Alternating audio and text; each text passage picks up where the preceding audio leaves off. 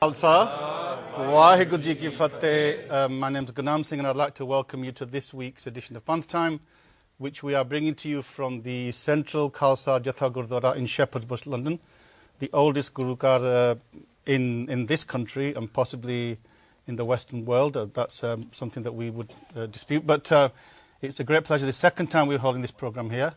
We always have a really good quality discussion and debate. Very impressive panel today, very impressive audience as well. Lots of students, lots of professionals, and everybody here who is Panthdardi. So I'm looking forward to some interesting discussion. Just before I introduce the panel, I'd just like to just kind of record that today, this week's been a very special week for Sikhs. On the 26th of January, yesterday, there are two very important dates for us, and one of them is the birth of Tan Shahid Baba Deep Singh Ji, who was the first Jathedar of the Shahidi Misl Damdami Taksal, who was born on the 26th of January, 1682. We all know about Babaji's Qurbani. He gave his life, he gave his cease to defend the Golden Temple. He also set an example. He was 75 years old when he performed this amazing leadership feat. So we are remembering his Shahidi today, and we are taking inspiration from Babaji's lead for us all. And this is a Shahid Nadi Qaum, but doing Shahidi, talking about it is one thing. Actually giving Shahidi is something altogether. The other thing that we are, it is a very important day in the Sikh calendar. It's the 26th of January 1947, is also the Independence Day of Bharat or India. Now, whether we like it or not, Bharat is our country. Sikhs gave immense sacrifices for that country. Whether that country kept its promises to the Sikhs for their sacrifice, that's another matter. And I would like to just start off the discussion by asking the question what attitude should we be taking to that? But just before I do that, I'll introduce the panel. So I'll begin with it's the Republic Day, yeah? On my left-hand side, we've got Sardar Rajinder Singh Ji Basin, who's the ex-president of this Gurdwara, and he's an active Sevadar in the Rotary Club and various other interfaith activities. So, Waheguru Ji Ka Khalsa, Waheguru Ji Ki Fateh. On my immediate left, we have Bibi Sardari Manjinder Par Kaur Ji. You all know she's the director of United Sikhs. She has, if I began to list her contributions to Sikh Panth, but to humanity, then we would take the whole program up. So it's all there for you to see.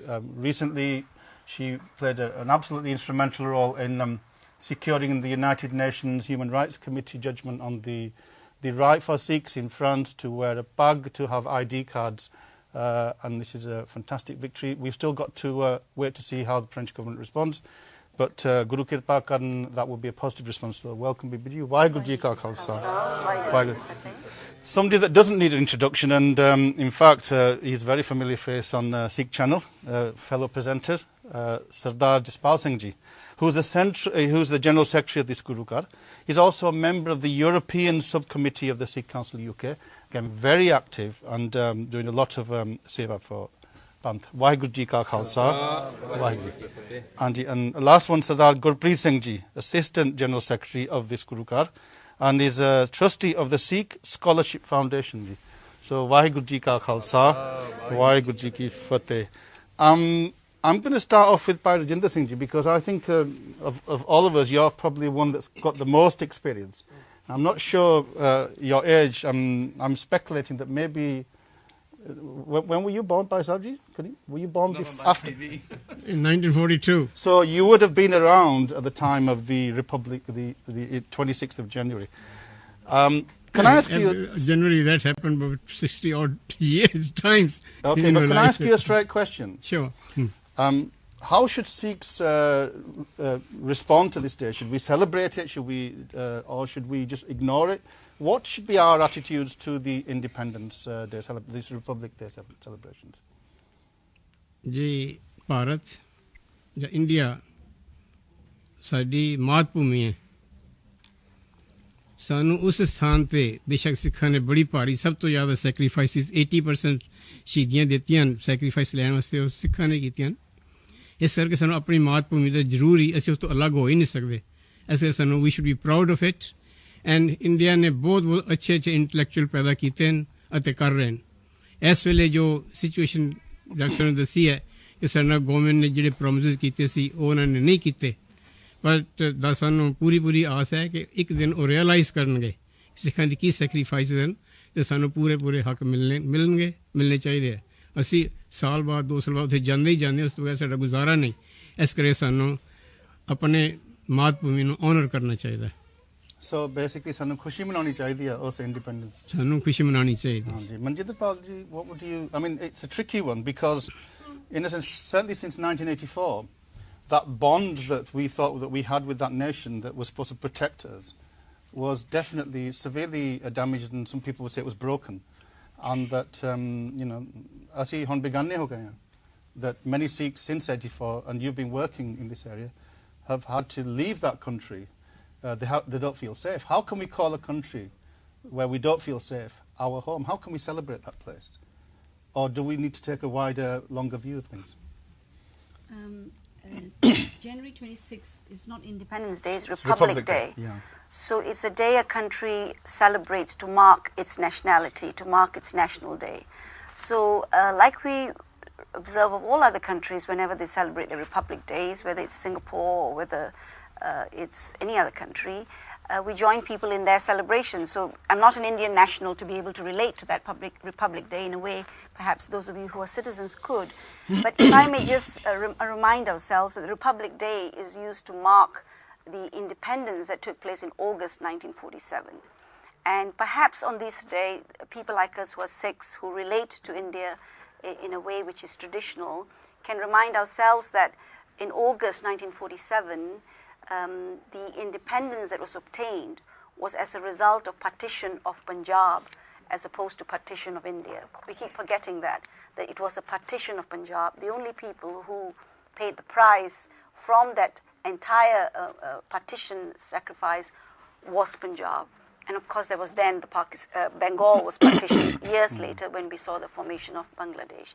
So these are historical dates that as young people you need to know so that you know where your history came from and where you stand today as a result of that partition. Other than that, I join every nation in celebrating its Republic Day.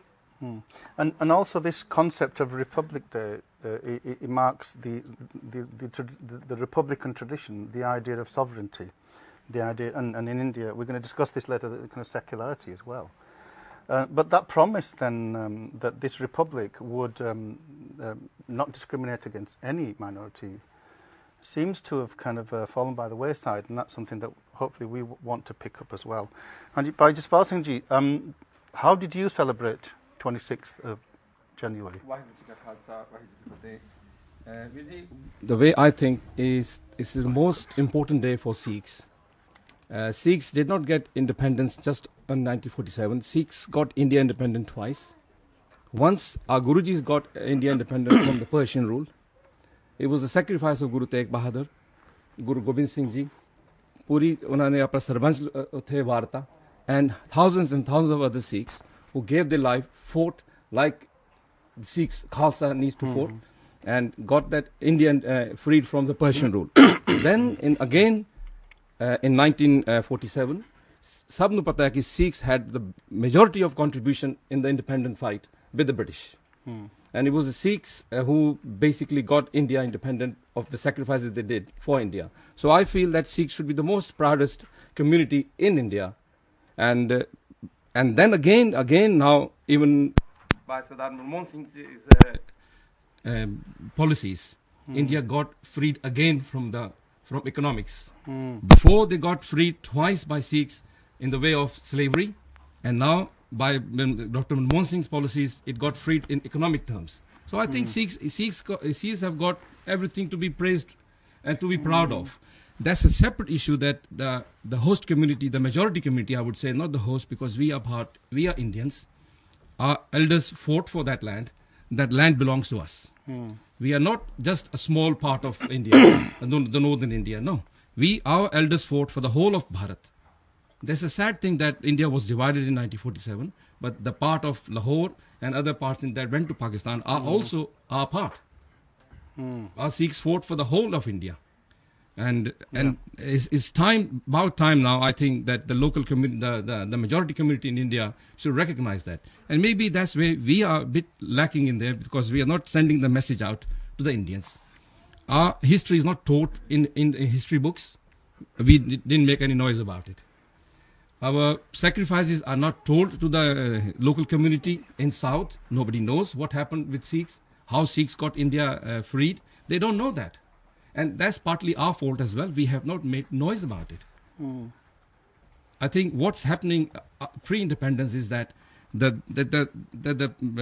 Miri, the soldier part of Sikhs, we are losing slowly. Okay, we'll pick the Miri period, but that, so basically... Basically, my view is that, yes, we should be very proud of it because of our history that joins the Republic Day of India.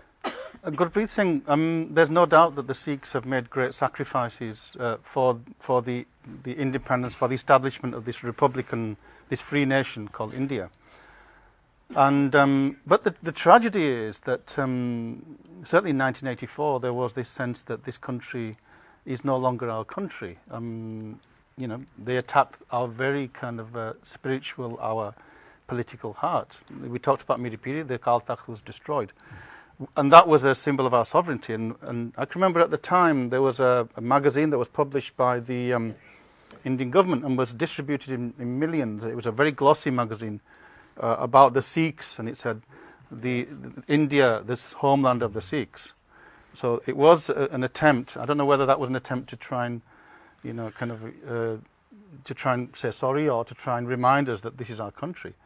But what do you think? Do you think that, I mean, there are many young people around, young Sikhs who are saying, you know, stuff India, you go on the website and India is our enemy? But surely the enemy was the Hukumat, the enemy was the governing party. Many of those people are no longer here. We have Manmohan Singh, who is the Prime Minister of India. So we should be celebrating this day? Well, for me personally, I was born and brought up in the UK. Yes, my parents were from India. But I'm sure that is a celebration for Indians. However, have we achieved Azadi? Everyone was fighting for Azadi. Has Azadi been achieved by Indians? I don't think so at the moment. I think we've gone from one corrupt authoritarian government to another one.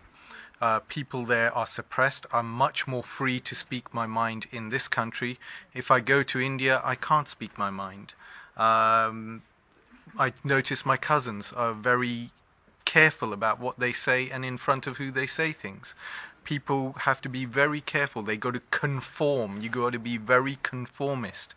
Sikhi is about breaking that conformity. Guru Nanak's message is about bringing yourself azadi, spiritual azadi and physical azadi, going back to the Miri Piri concept, which we'll come to later. And I think the next azadi Sikhs probably have a duty to give India is to break this corruption that goes on within governments, and that is even affecting democracy. Is it really a democracy when it's in the interest of politicians to keep the people poor so they vote for you for your small handouts? But this is a problem throughout the world. You know, elites securing their power and poor people getting poorer. There was just recently a report this week from there's a fiscal body in Europe saying that over the next 10 years, the rich are going to get richer and everybody else can get poorer. So having said that, but you're absolutely right that the kind of, when Mahatma Gandhi, his famous speech, talked about the warmth of freedom and how Sikhs will experience that, I think, you know, evidence would suggest that the Sikhs possibly haven't experienced the kind of azadi, but others as well, you know, the Dalits and many, many other communities within India don't experience the azadi. So let's see what the Sangat feels about this. Who would like to, Hanji Bhai Sahab ji, so if you'd like to, ਤੁਸੀਂ ਆਪਣਾ ਨਾਮ ਦੱਸੋ, ਖੜੇ ਹੋ ਜਾਓ, mic ਲੈ ਲਓ, ਤੇ ਤੁਸੀਂ ਦੱਸੋ ਵੀ ਅੱਜ ਇੰਡੀਅਨ ਰਿਪਬਲਿਕਨ ਡੇ ਆ, ਕਿ ਤੁਸੀਂ ਉਦਣ ਖੁਸ਼ੀ ਮਨਾਈ ਆ ਜਾਂ ਤੁਸੀਂ ਵੀ ਅਫਸੋਸ ਕੀਤਾ ਵੀ ਇਹ ਪ੍ਰੋਜੈਕਟ ਜਿਹੜਾ ਜਾਣਾ ਕਿਤੇ ਸੀ ਤਾਂ ਚਲ ਗਿਆ ਕਿਤੇ? ਹਾਂਜੀ, ਵਾਹਿਗੁਰੂ ਜੀ ਕਾ ਖਾਲਸਾ, ਵਾਹਿਗੁਰੂ ਜੀ ਕੀ ਫਤਿਹ. My name is Kishan Namani. Hanji Bhai Sahib ji aaya nu. Yeah, thank you. I remember in 1947, when there was a partition, how Sikhs and Hindus, they came over from the countries like Sindh and Punjab. I remember those days when the trains of Sikhs coming from Punjab, they were slaughtered.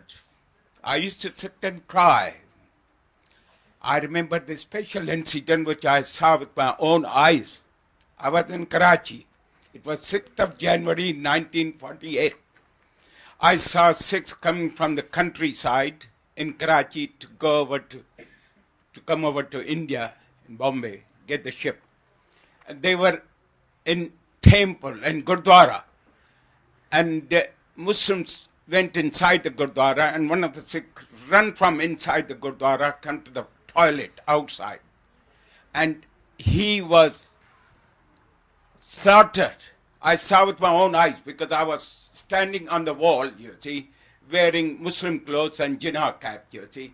When I saw this, I could not bear it. I ran home, told my parents, this is what I saw. And then on 6th of January, the whole Karachi was looted. I saw with my own eyes, you see. Sitting in the balcony, because my parents said that you look Muslim, sit in the balcony so that they know that it's a Muslim house. So I remember those days.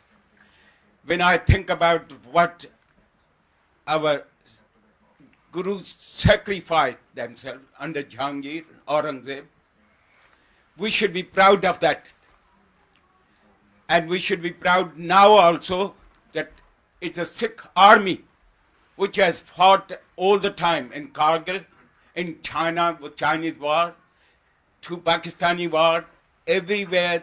And they are the brave people, and we should be proud of it. So, we all should be, and we should send this message to everybody. So Kishan Sahib ji, if I understand what you're saying is that the Sikhs deserve that country. It is the nation for Sikhs, and if that country doesn't serve the Sikhs deserved, as Mahatma Gandhi said, to take their sword and fight for their rights. That's what Mahatma Gandhi said in Sikh country. Exactly. That's what I was coming to. Rather than leaving. Yeah, Okay. Yes. Thank you very much. It's a very moving story, and I'm sure other people also have stories. So thank you very much. We'll come back later. Vaheguru Ji Ka Khalsa. And I speak on 1984. This well, maybe later on we'll pick that. But thank you. But and I think that's an important, as we're talking about celebrating this. There are very painful stories as well. And I remember my father telling me that in where we come, there was also a lot of badbadanga. Jida aapa Punjabi ne badbadanga. Literally, it was that. They had badshe and swords and kehi, whatever weapon they could. And my mother was told that they all had to congregate on top of the koti, all the women and all the children, and they were given knives, kirpana, not to fight the hordes, but if they were saying, if we don't return, then you all have to kill yourselves, because we don't want women to be raped, and we don't want that bejti. So these were very painful stories, and so who else would like to give their views? Pai Sahib ji? हाँ जी mic भाई साहब जी तुसी पिछे आ जाओ no stand up हाँ जी वाहिगुरु जी का खालसा वाहिगुरु जी की फतेह. Well, my dad was 9 months old. What's your name, Paisal? It's Jagraj Singh. Jagraj Singh ji, हाँ जी. And my dad was 9 months old at the time, and they had to move from Pakistan to the UK, to India, and my dadi passed away in that journey. So my dad grew up without his mother. So personally, I know the effects, and I think we should all remember that 1 million people died. Out of the 10 million people that moved, 1 million people died. And it was in history, it was the greatest refugee movement ever in history. So how do you feel about that? Do you feel that they didn't die in vain, that they actually died to create this republic, this independent nation?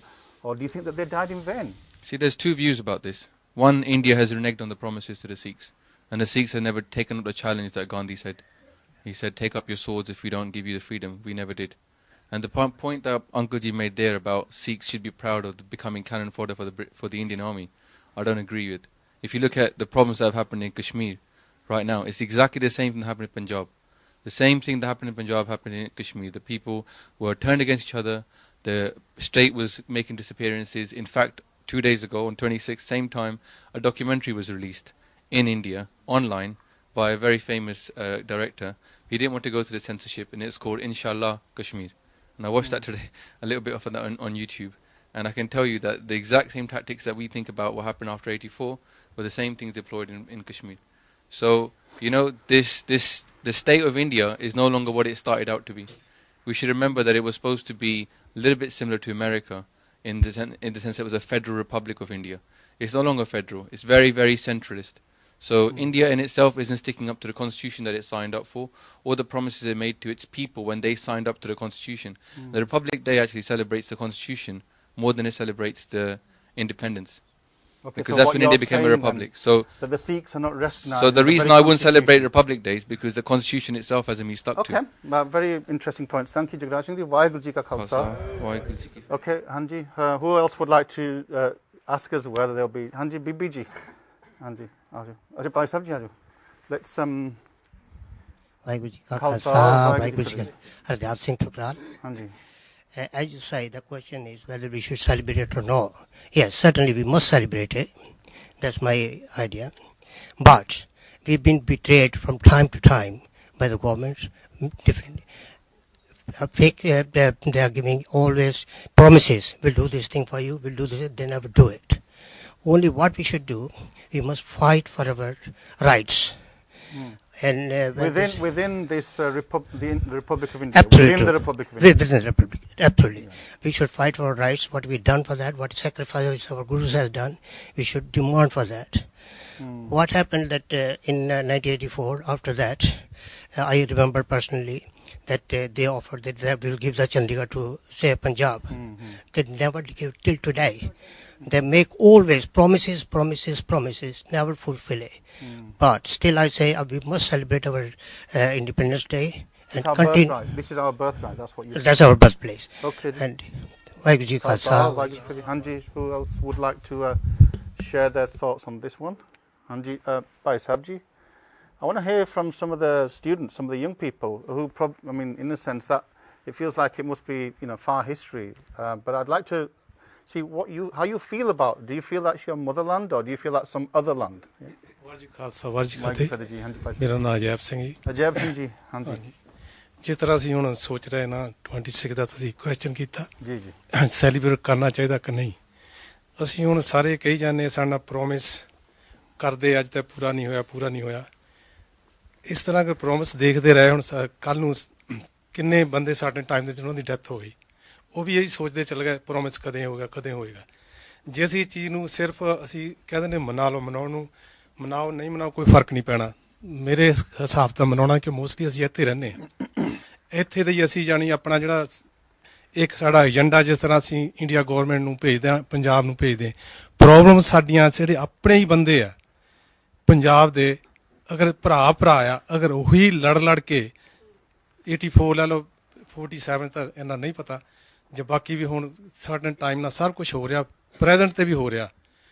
ਤੇ ਇਸ ਕਰਕੇ as a ਜਿਸ ਤਰ੍ਹਾਂ ਕੌਂਸਟੀਟਿਊਸ਼ਨ ਮਨਾ ਰਹੇ ਹਾਂ ਜਾਂ ਨਹੀਂ ਮਨਾ ਰਹੇ, ਅਸੀਂ ਇੱਥੇ ਰੋਣਾ ਸਾਨੂੰ ਤਾਂ ਕੁਛ ਮੇਰੇ ਖਿਆਲ ਤਾਂ ਮੈਂ ਤਾਂ ਮਨਾਇਆ ਵੀ ਨਹੀਂ, ਪਤਾ ਨਹੀਂ ਕੱਲ੍ਹ ਇੰਨਾ ਪਤਾ 26 ਦੀ ਦਿਮਾਗ 'ਚ ਨਹੀਂ ਆਉਂਦੀ ਕਿ ਕੋਈ ਚੀਜ਼ ਆ ਤੁਸੀਂ ਇੱਕ ਵਾਰ 2 ਵਾਰ 10 ਵਾਰ ਉਹਨੂੰ ਕਹੀ ਜਾਓ ਮਨਾਈ ਜਾਓ, ਉਹਦਾ ਫਾਇਦਾ ਕੀ ਹੈ ਫਿਰ।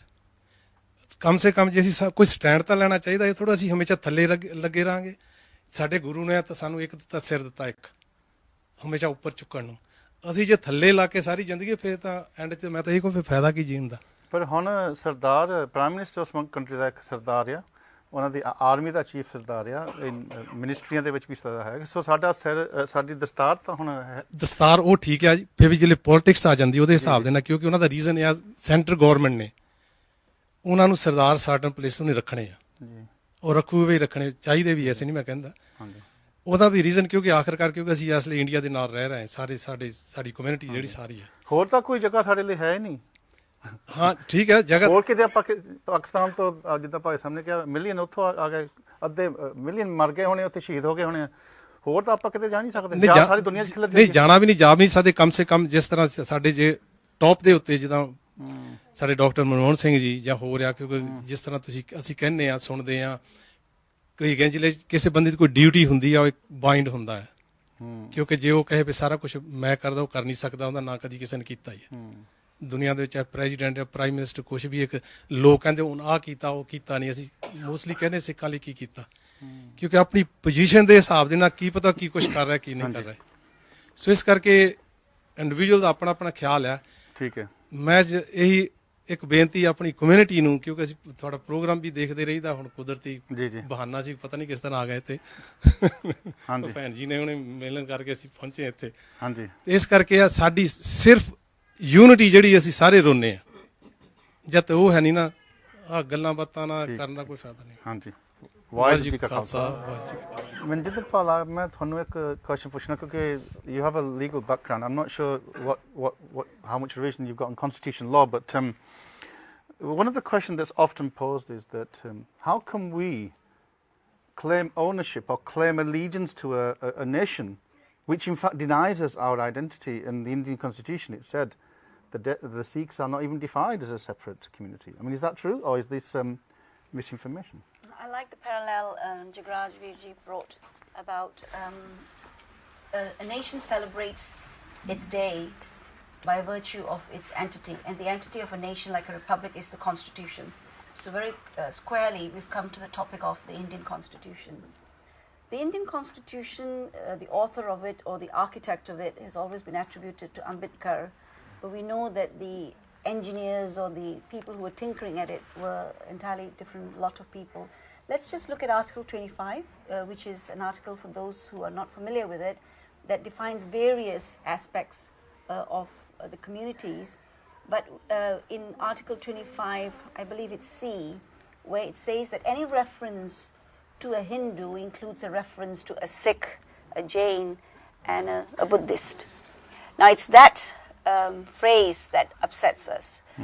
It upsets us because we feel that we are a separate entity, and if my name is Majinder Pal and if you call me Gurnam Singh, it will not upset me because it's a wonderful personality, but I would say you're wrong.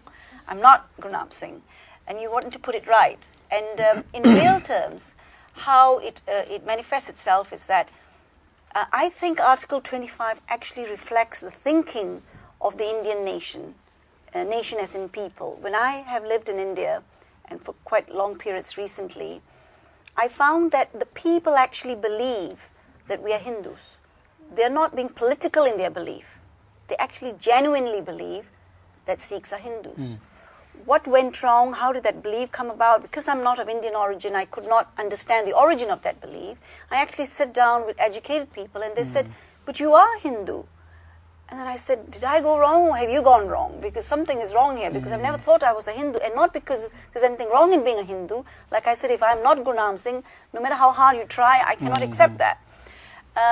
So because of that belief, then the civil servant, the administrator, let alone the politician, who's the last one to take any issue up, when he deals with you, he sees you as a Hindu. And if you try to exert a separate identity, then he sees you as being anti-national.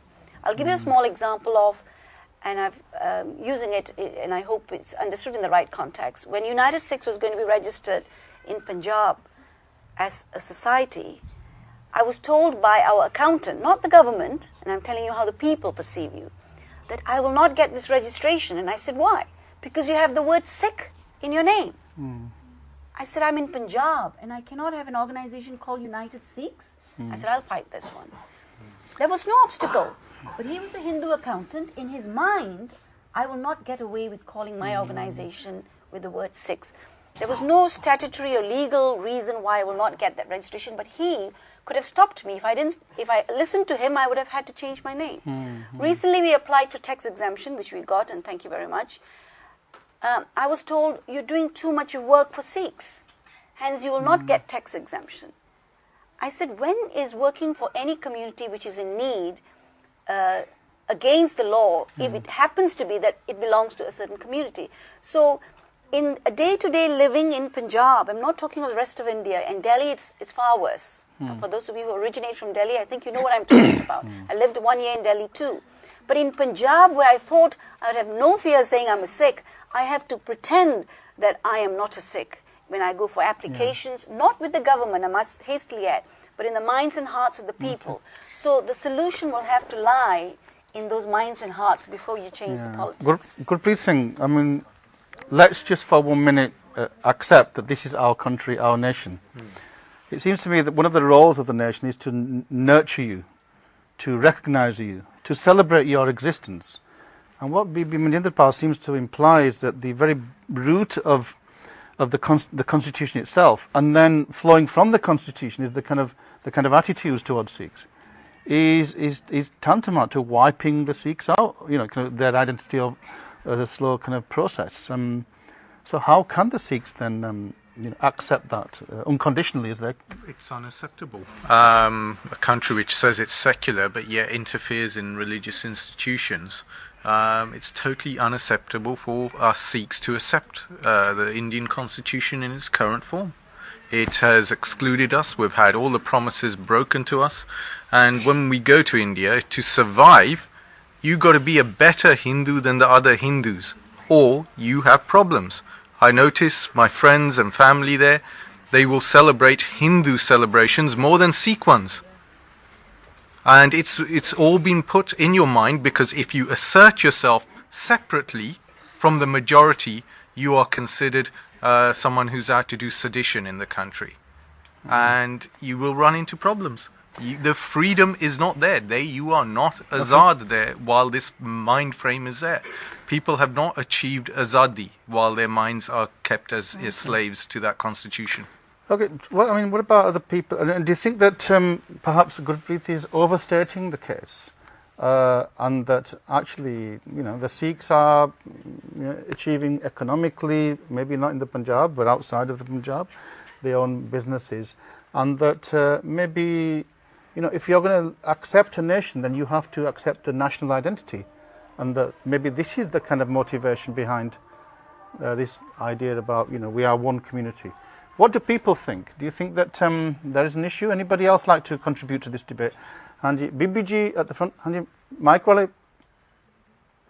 Hanji, we're going to take two or three more contributions on this one, then we'll move on. But yeah, Ji Ka Khalsa, Waheguru Ji Ki Fateh. I'm Pavan Arora. The point is this, that what I want to make, we started with the celebration of Independence Day or Republic Day when the Constitution was implemented. Now, in the Constitution, as we have just heard, that all these religions are put together. Now, actually, I think the Sikhs have got really, really good way of putting out things, and the problem always has been, we have been fighting for our rights. It's not that after even independence in 1963, there was Punjabi Suba movement. And then after this, there were so many things always going on. But there is not the right support. Something we have to do between our Sikh community to bring it all together. Bring us leaders, even in 1984. Who was the President of India? Our own President of India, Zal Singh. Now, Manmohan Singh is our Prime Minister now. But we are always being dictated. We are not really independent, even in ourselves. Are we independent in our hearts of hearts to go ahead, fight for our rights? This is what I think. We have to get together, get that sort of education. The Gurus left us with such a big heritage of really lot of stamina to do things, but I think we are not doing the right thing. Waheguru Ji Ka Khalsa. Bibi ji ne बहुत ही एक अच्छी जानी कि विचार ਦਿੱਤੀ कि दो किस्म ਦੀ ਆਜ਼ਾਦੀ ਹੁੰਦੀ ਹੈ। ਇੱਕ ਤਾਂ ਹੁੰਦੀ ਹੈ ਜੇ ਤੁਸੀਂ ਕਹਿੰਦੇ ਹੋ ਲੀਗਲ ਜਾਂ ਕਨਸਟੀਟਿਊਸ਼ਨਲ ਆਜ਼ਾਦੀ, ਇੱਕ ਹੁੰਦੀ ਮਾਨਸਿਕ ਆਜ਼ਾਦੀ।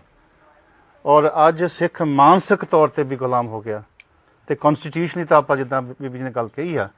ਸੋ ਹੂ ਐਲਸ ਵੁੱਡ ਲਾਈਕ ਟੂ ਹਾਂਜੀ ਭਾਈ ਸਾਹਿਬ ਨੇ ਆਪਣੇ ਹੋਰ ਵੀ ਵੀਰ ਜੀ ਹਾਂਜੀ ਹਾਂਜੀ Bhai Sahib If we keep these contributions short, then we'll kind of get... Waheguru Ji Ka Khalsa. Waheguru Ji Ki Fateh. Like this gentleman here, I wasn't born in India either, so I've lived... But I do consider India to be my land. When a land in which Guru Nanak Dev Ji has travelled from north to south, east to west, how can I say it's not my land? How can I not have priti for that land? I think, the tone that you're setting is incorrect. Clearly your personal prejudices are coming out. In a setting like this, you should set those aside because you're sitting in the chair. This is a land of Guru Nanak. Politics is a separate issue. The fact that the political organization, somehow or other, the nation hasn't worked is a separate issue. How we find solutions for that is a separate issue. But to talk about whether we can have emotional feelings about that land and have attachment to that land, I go there more as a tourist than I do as a resident, right? But I have attachment to the land because, as I say, north, south, east, west, every place Guru Nanak Dev Ji has been. So, just be a little bit careful as to how you do this. I think the really interesting point, Bhai Sahib says, look, whatever the constitution, whatever the government, the reality is that we are attached to the land, and that's what counts at the end of the day. Anji Bhai Sahib. Thank you for your contributions. Waheguru Ji Ka Khalsa. Waheguru Ji Ki Fateh. I'm a human being first. I live on this planet. I don't believe in borders. I don't believe in compliance. Guru Nanak does not belong to the land of Punjab. He belongs to the planet and the universe. Being a Khalsa means you're free. I travel all over the world and now I realise there's many worlds. I'm not just restricted to Mitti and Jameen. This is why people in Punjab are suffering. It's about intellectual freedom, personal freedom. More importantly, it's about spiritual freedom. The whole point, the biggest khushi I can celebrate sitting here right now, not Independence Day, is my personal freedom. Freedom of thought, freedom of spirituality. This is the key, that my mindset now is no longer compliance in UK or Europe to governments or to just Punjab.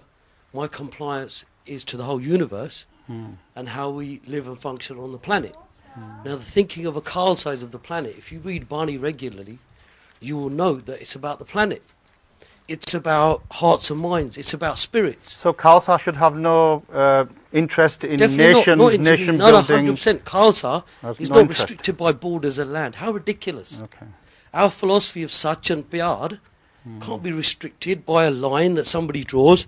This is Pakistan, this is now India. That's ridiculous. We're free spirits. What I learned in India, in Anandpur Sahib, Holla Mahalla, and the Sikhs used to talk in Punjabi, so holy you have to figure it out, is that Khalsa Yadya. We do our Nit name, Nit Jung, so we're not compromised, we're not compliant, we're free.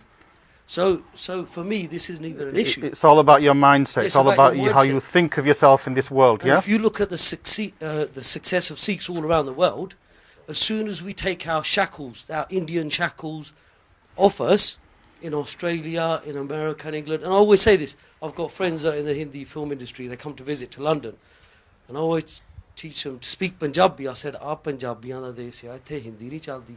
मैं क्या कदे हिंदी सीखी नहीं ना मैं बोलनी मैं Canada America Europe England में पंजाबियां दी जगह इत्थे पंजाबी तुसी सीखो नहीं तां क्वींस दी इंग्लिश वधिया सीख लो Waheguru Ji Ka Khalsa. Waheguru Ji. Unless anybody's got a burning desire to contribute to by subject at the back, then we're going to move on to the next topic. But thank you for your contributions, Anji.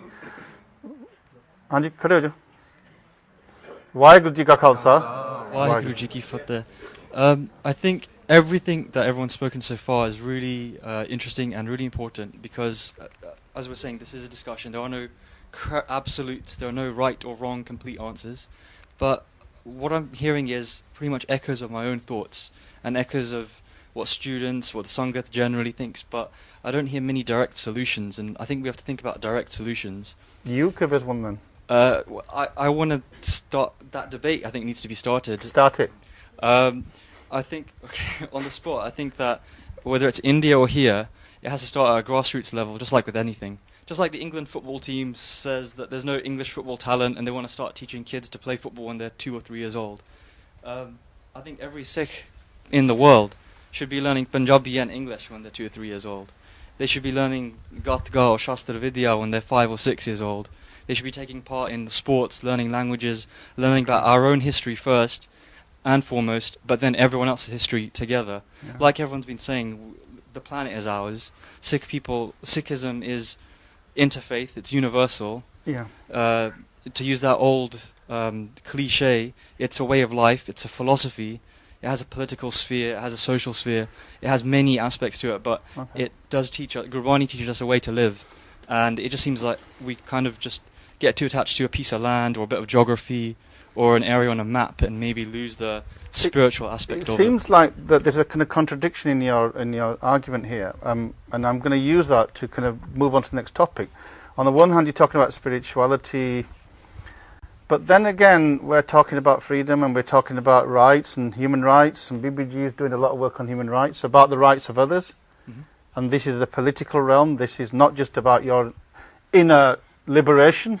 And, arguably, if that was the case, then Guru Har Gobind Sahib Ji had no need to take Miri Piri, make the Akal Takht. And we're going to actually talk about this idea. So, final concluding comment, Well, I'm very fortunate because as students, we've been having six study classes in London, across some of the London universities, and they're very illuminating. And one important fact, which was very unknown to me, was that Sikhism, the sort of political, the spiritual, the physical spheres, didn't start with Guru Arjan Dev Ji or Guru Har Gobind or Guru Gobind Singh Ji, like the general world thinks.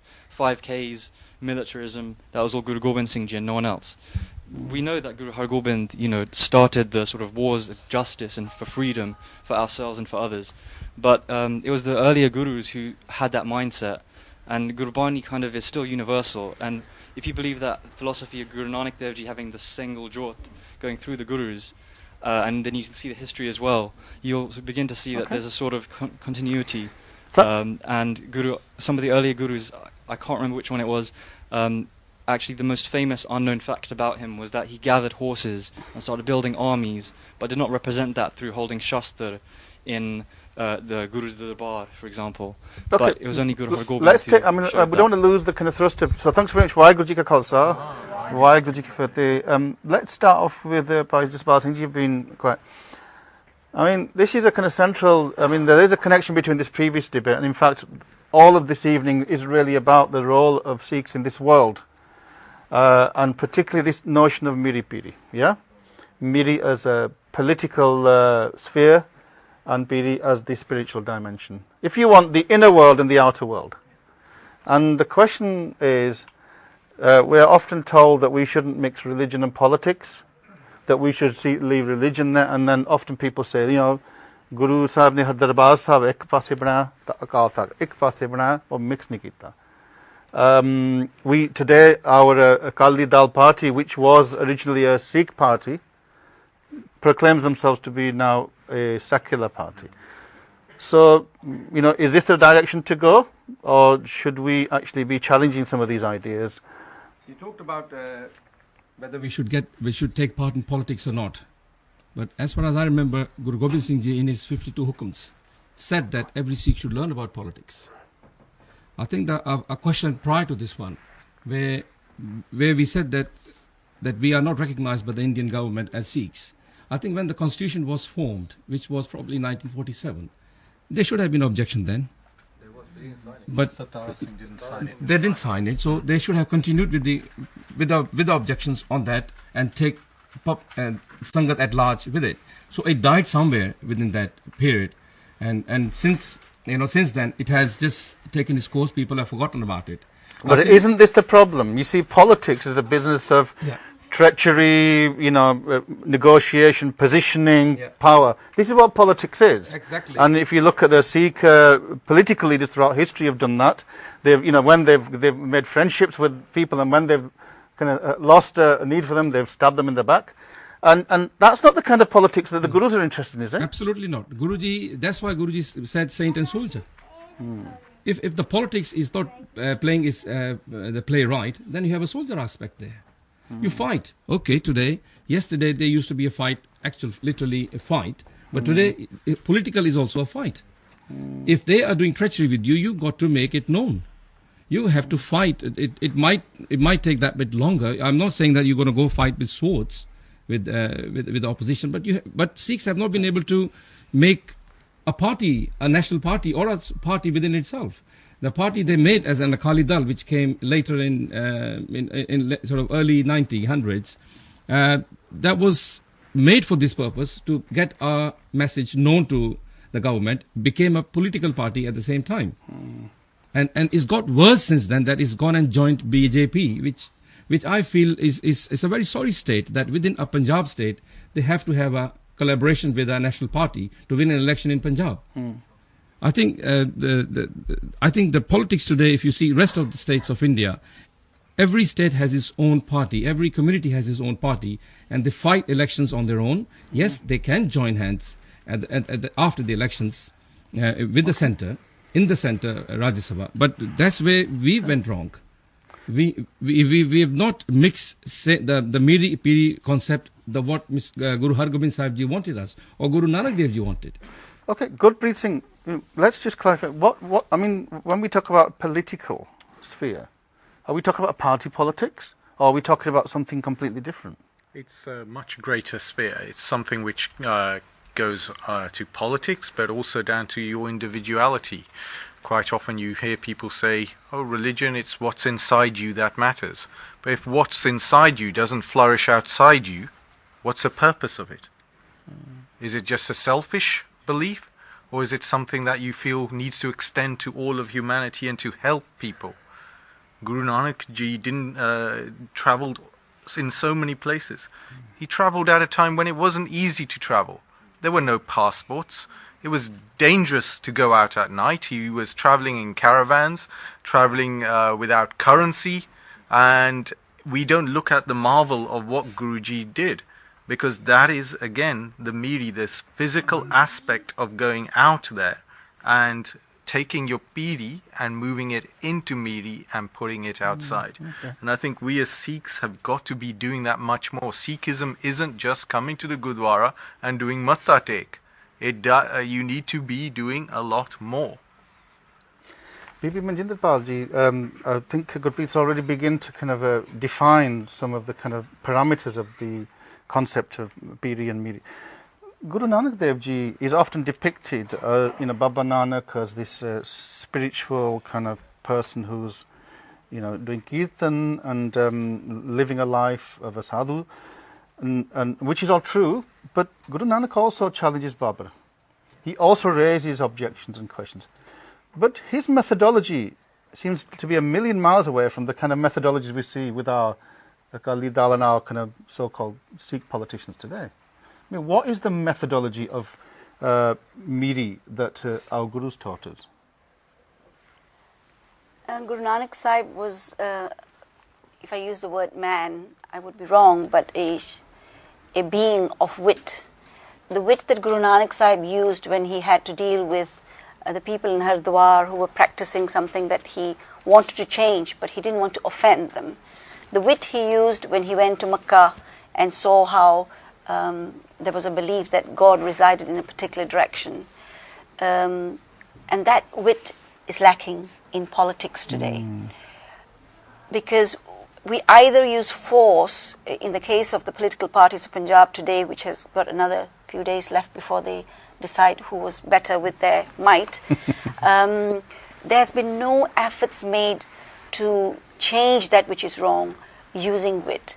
They've used force in order to change something that's wrong, force being either treachery or lies or I wouldn't say, I hope they haven't used any kind of violence to get that, but they've not used wit. So Guru Nanak Sahib's, if I may say, temporal or material efforts in the world of Bhumiya Chor or Sajjan Thag are mechanisms that today you could write a book about.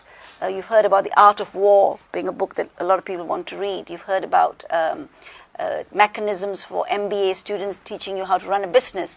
But have you looked at Guru Nanak Sahib and Guru Gobind Singh's Khalsa spirit of Chardi Kala, of Miri Piri, of Sant Sipahi? These are the concepts that tell you that if you are to have an exterior, which is your bana, until there is no bani in you, your bana will either leave you or your bana will show itself as something very just physical. Hence, if we are now onto the topic of Miri Piri and Sant Sipahi, I was pondering on the way here that, sometimes these terminologies are given to you at the age of 5 and then you're stuck with them and then you haven't explored them. And today when I realized we were going to be talking about this, I had to search within myself as to what about me is Sant Sipahi, or what about me is Miri Piri? And then I remember that one of the questions we were going to be answering here was that, is there too much of Piri and not enough Miri? Or has Miri left us? And then which is Miri? And what about you is Miri? I don't think there's enough Piri is the problem. Because if there was Piri... But these Babes are doing plenty of Piri. And that's perhaps not They say, Piri. forget the Miri, let's just do the Piri.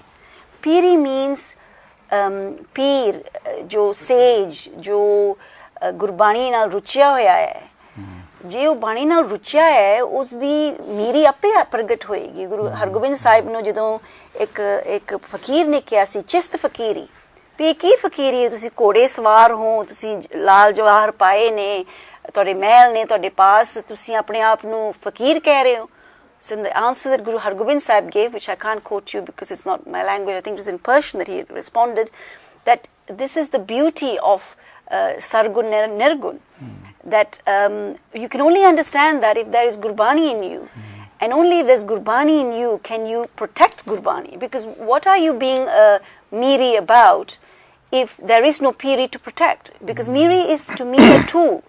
Miri is not the answer. Piri is what's going to elevate you. And I used this talk from the Sambani a few weeks ago.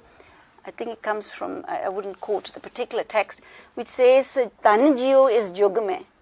Blessed are the souls in this world, Mukte Har, whose lips, whose mouth repeats the name of Har, Hari, Rab, Vahiguru. Chit mein jud bichari, but in his chit, that means in his mind, in his being, there is battle. Battle against treachery, battle against injustice. But he can't do that if there is no Mukte Har. Because otherwise it will be violence. You'll be a barbar. You'll be killing because you want victory. You won't be. You will not be defending because there's injustice. So I think to say there's too much of Piri and not enough Miri, I think there is not enough Piri. That's why there is no Miri. ਹਾਂਜੀ ਭਾਈ ਰਜਿੰਦਰ ਸਿੰਘ ਜੀ ਬੀਬੀ ਜੀ ਨੇ ਬਹੁਤ ਹੀ ਸਾਨੂੰ ਅੱਛੇ ਤਰੀਕੇ ਨਾਲ ਇਹ concept ਦੇ ਬਾਰੇ ਦੱਸਿਆ ਕਿ ਆਪਾਂ ਜੇ ਉਹ ਸਿੱਖ ਨਹੀਂ ਹੋ ਸਕਦਾ ਜਿਹੜਾ ਇਸ ਮੀਰੀ ਪੀਰੀ ਕਨਸੈਪਟ ਨੂੰ ਰਿਜੈਕਟ ਕਰ ਦੇਵੇ ਕਿਉਂਕਿ ਸੰਤ ਸਿਪਾਹੀ ਮੀਰੀ ਪੀਰੀ ਜਿੱਦਾਂ ਬੀਬੀ ਜੀ ਨੇ ਕਿਹਾ ਪਰ ਕੈਸੀ ਮੀਰੀ ਕੈਸੀ ਪੀਰੀ ਕਿ ਮੀਰ ਤੇ ਪੀਰ ਅਰਬੀ ਦੇ ਸ਼ਬਦ ਹਨ ਅਸੀਂ ਹੁਣ ਪੰਜਾਬੀ 'ਚ ਇਹਨਾਂ ਨੂੰ ਅਡਾਪਟ ਕਰ ਲਿਆ ਮੀਰ ਦਾ ਮਤਲਬ ਹੈ ਕਿ ਹਿਊਮਿਲਿਟੀ ਪਰਮਾਤਮਾ ਨੋ ਰਾਦਰ ਦੀ ਅਦਰ ਵੇ ਕਿ ਜਿਹੜਾ ਆਦਮੀ ਤਾਕਤਵਰ ਆਪਣੀ ਸ਼ੋਅ ਕਰੇ ਮੈਨਿਟੀ ਪਾਵਰ ਸ਼ੋਅ ਕਰਦਾ ਐਂਡ ਉਹ ਜਿਸੇ ਕਿ ਅਸੀਂ ਇੰਡੀਆ ਕਹਿੰਦੇ ਨੇ ਪੰਜਾਬ 'ਚ ਕਿ 7ਵੀਂ ਸੌ ਜਿਸਦਾ ਹੁੰਦਾ ਉਹ ਆਪਣੇ ਉਹਨੂੰ ਕਹਿੰਦੇ ਨੇ ਐਟ ਦ ਸੇਮ ਟਾਈਮ ਜਿਹੜੀ ਪੀਰੀ ਹੈ ਉਹ ਸਾਧਪਣਾ ਹਿਊਮਿਲਿਟੀ ਅਤੇ ਆਪਣੇ ਆਪ ਨੂੰ ਮੀਕ ਸਮਝਣਾ ਅਨਫੋਰਚੂਨੇਟਲੀ ਇੰਡੀਆ ਦੇ ਵਿੱਚ ਸਾਨੂੰ ਪ੍ਰਚਾਰ ਕੀਤਾ ਜਾਂਦਾ ਸੀ ਕਿ ਇਨਸਾਨ ਨੂੰ ਦੁਨੀਆ ਛੱਡ ਕੇ ਬਾਹਰ ਪਹਾੜਾਂ 'ਤੇ ਜਾਂ ਜੰਗਲਾਂ ਦੇ ਵਿੱਚ ਰਹਿਣਾ ਚਾਹੀਦਾ ਅਤੇ ਦੁਨੀਆ ਨੂੰ ਸਾਨੂੰ ਛੱਡ ਦੇਣਾ ਚਾਹੀਦਾ ਗੁਰੂ ਸਾਹਿਬਾਨ ਨੇ ਸਾਨੂੰ ਇਸ ਤੋਂ ਅਗੇਂਸਟ ਕਿ ਸਾਨੂੰ ਗ੍ਰਸਤੀ ਵਿੱਚ ਰਹਿ ਕੇ ਅਸੀਂ ਪਰਮਾਤਮਾ ਨੂੰ ਪਾ ਸਕਦੇ ਹਾਂ ਸਾਡੇ ਪ੍ਰਚਾਰ ਕੀਤਾ ਇਸ ਕਰਕੇ ਗੁਰੂ ਹਰਗੋਬਿੰਦ ਸਾਹਿਬ ਨੇ ਮੀਰੀ ਅਤੇ ਪੀਰੀ ਦੋ ਤਲਵਾਰਾਂ ਪਹਿਨ ਕੇ ਦੱਸਿਆ ਅਤੇ ਉਹ ਇਕੱਠੀਆਂ ਕੀਤੀਆਂ ਹੁਣੇ ਡਾਕਟਰ ਸਾਹਿਬ ਨੇ ਦੱਸਿਆ ਸੀ ਕਿ ਅਸੀਂ ਕਹਿੰਦੇ ਨੇ ਕਿ ਦਰਬਾਰ ਸਾਹਿਬ ਪਰੇ ਹੈ ਅਤੇ ਸਾਹਮਣੇ ਦੂਸਰਾ ਅਕਾਲ ਤਖਤ ਪਰੇ ਹੈ ਇਹ ਚੀਜ਼ ਵੀ ਗਲਤ ਹੈ ਦਾਸ ਚੰਗੀ ਤਰ੍ਹਾਂ ਇਸ ਸਥਾਨ 'ਤੇ ਇਸੇ ਗੁਰਦੁਆਰਾ ਸਾਹਿਬ ਪ੍ਰਿੰਸੀਪਲ ਸਤਵੀਰ ਸਿੰਘ ਪਿੱਛੇ ਕਰਕੇ ਆਏ ਸਨ ਕੁਛ ਸਾਲ ਪਹਿਲੇ ਉਹ ਕਹਿਣ ਲੱਗੇ ਕਿ 6ਵੇਂ ਪਾਤਸ਼ਾਹ ਜਦੋਂ ਉਹਨਾਂ ਨੇ ਆਪਣਾ ਤਖਤ ਰਚਾਇਆ ਤਖਤ ਜਦੋਂ ਬੈਠਦੇ ਸਨ ਉਹ ਉਸ ਵੇਲੇ ਹਰਿਮੰਦਰ ਸਾਹਿਬ ਦੇ ਗ੍ਰੰਥੀ ਨੂੰ ਆਈ ਟੂ ਆਈ ਦੇਖ ਸਕਦੇ ਸੀ ਕਹਿੰਦੇ ਐਸਾ ਅੱਛਾ ਡਿਜ਼ਾਈਨ ਕੀਤਾ ਗਿਆ ਉਹਨਾਂ ਨੇ ਆਪ ਕਰਵਾਇਆ ਜਿਹੜਾ ਕਿ ਉਹ ਜਿਹੜੀ ਵੀ ਜਾਨੀ ਕਿ ਪੋਲੀਟੀਕਲ ਤਾਕਤ ਜਿਹੜੀ ਹੈ ਉਹ ਪਹਿਲਾਂ ਦਰਬਾਰ ਸਾਹਿਬ ਤੋਂ ਆਪਣੇ ਪੀਰੀ ਤੋਂ ਲੈਂਦੇ ਸੀ ਮੀਰੀ ਦੇ ਵਿੱਚ ਪਰੰਤੂ ਹੈਰਾਨੀ ਦੀ ਗੱਲ ਹੈ ਕਿ ਜੋ ਗ੍ਰੰਥੀ ਸਾਹਿਬ ਦਰਬਾਰ ਸਾਹਿਬ ਹਰਿਮੰਦਰ ਸਾਹਿਬ ਬੈਠੇ ਹੈ ਉਹ ਸਾਹਮਣੇ ਉਹ ਜਿਹੜੇ ਤਖਤ 'ਤੇ ਬੈਠੇ ਗੁਰੂ ਸਾਹਿਬ ਨੂੰ ਜਾਂ ਉਸ ਜਗ੍ਹਾ 'ਤੇ ਜਿਹੜਾ ਵੀ ਕੋਈ ਬੈਠਾ ਉਹਨੂੰ ਦੇਖ ਨਹੀਂ ਸਕਦੇ ਇਹਦਾ ਮਤਲਬ ਹੈ ਕਿ ਜਿਹੜੀ ਪੀਰੀ ਹੈ ਉਹ ਮੀਰੀ ਦਾ ਉਹਦੇ ਕੋਈ ਅਸਰ ਨਹੀਂ ਇਸ ਕਰਕੇ ਸਾਨੂੰ ਗੁਰੂ ਸਾਹਿਬਾਂ ਨੇ ਪ੍ਰਚਾਰ ਕੀਤਾ ਕਿ ਸਾਨੂੰ ਮੀਰੀ ਅਤੇ ਪੀਰੀ ਇਕੱਠੀ ਹੋਣੀ ਚਾਹੀਦੀ ਹੈ ਕਿ ਕੋਈ ਵੀ ਜਿਹੜੀ ਮੀਰੀ ਹੈ ਉਹ ਜੇਕਰ ਪੀਰੀ ਤੋਂ ਬਗੈਰ ਜਾਏਗੀ ਉਹ ਸਿਰਫ ਤਬਾਹੀ ਹੈ ਪਿੱਛੇ ਨੌਜਵਾਨ ਨੇ ਹੁਣੇ ਦੱਸਿਆ ਕਿ ਗੁਰੂ ਹਰਗੋਬਿੰਦ ਸਾਹਿਬ ਗੁਰੂ ਗੋਬਿੰਦ ਸਿੰਘ ਨੇ ਤਲਵਾਰ ਚੁੱਕੀ ਅਤੇ ਉਹਨਾਂ ਨੇ ਸਾਨੂੰ ਜਾਨੀ ਕਿ ਸੰਤ ਸਿਪਾਹੀ ਬਣਾਇਆ ਇਹ ਗੱਲ ਵੀ ਗਲਤ ਹੈ ਪੰਜਵੀਂ ਪਾਤਸ਼ਾਹ ਨੇ ਜੋ ਗੁਰਬਾਣੀ ਇਕੱਤਰ ਕੀਤੀ ਹੈ, ਪਹਿਲੇ ਦੂਸਰੀ ਪਾਤਸ਼ਾਹ ਦੀ ਬਾਣੀ ਹੈ ਕਿ ਜੋ ਤੋਂ ਪ੍ਰੇਮ ਖੇਲਣ ਦਾ ਚਾਅ ਤੁਰਤ ਸਲੀ ਤਲੀ ਗਈ ਮੋਹ। ਇਸ ਕਰਕੇ ਜੋ ਵੀ ਪ੍ਰਿੰਸੀਪਲ ਗੁਰੂ ਗੋਬਿੰਦ ਸਿੰਘ ਸਾਨੂੰ ਦੱਸੇ ਉਹ ਪਹਿਲੀ ਪਾਤਸ਼ਾਹ ਤੋਂ ਸ਼ੁਰੂ ਹੋਇਆ ਹੈ। ਇਸ ਕਰਕੇ ਸਾਨੂੰ ਇਹ ਗੱਲ ਦਾ ਧਿਆਨ ਰੱਖਣਾ ਚਾਹੀਦਾ ਹੈ, ਮੀਰੀ ਤੇ ਪੀਰੀ ਇਹ ਦੋਨੋਂ ਹਮੇਸ਼ਾ ਇਕੱਠੀਆਂ ਚੱਲਦੀਆਂ ਰਹਿਣਗੀਆਂ ਤੇ ਇਕੱਠੀਆਂ ਸਾਨੂੰ ਗੁਰੂ ਸਾਹਿਬ ਨੇ ਕੀਤੀਆਂ। ਜੇਕਰ ਸਾਡੇ ਕੋਈ ਆਦਮੀ ਭੁੱਲ ਜਾਂਦਾ ਕਿਸੇ ਵੇਲੇ ਸਾਨੂੰ ਉਹਨੂੰ ਬੇਨਤੀ ਕਰਨੀ ਚਾਹੀਦੀ ਹੈ ਕਿ ਆਪਣੇ ਸਿੱਧੇ ਰਸਤੇ ਪਾਈਏ। ਵਾਹਿਗੁਰੂ ਜੀ ਕਾ ਖਾਲਸਾ, ਵਾਹਿਗੁਰੂ ਜੀ ਕੀ ਫਤਿਹ। So we'll go to the Sangat now. Who would like to start off? Anji, Paisabji. We'll start off the front again. I want some of the students particularly to contribute. You know, I mean, this concept of Saint Soldier, which we take great pride in. You know, how do you understand this concept in your everyday life as a Sikh? Anji, Paisabji. Waiguru Ji Ka Khalsa. Waiguru Ji Ki Fateh.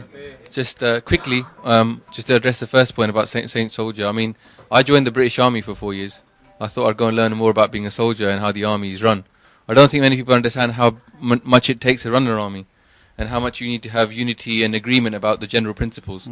And to go on to what you were talking about, strategy and how we should actually move this forward, I think there's about at least 10, I'd call them non-issues. Earlier on somebody said they're divisive issues. They're not divisive issues, they're non-issues. The issues that shouldn't even be on our agenda, mostly they are always on the agenda.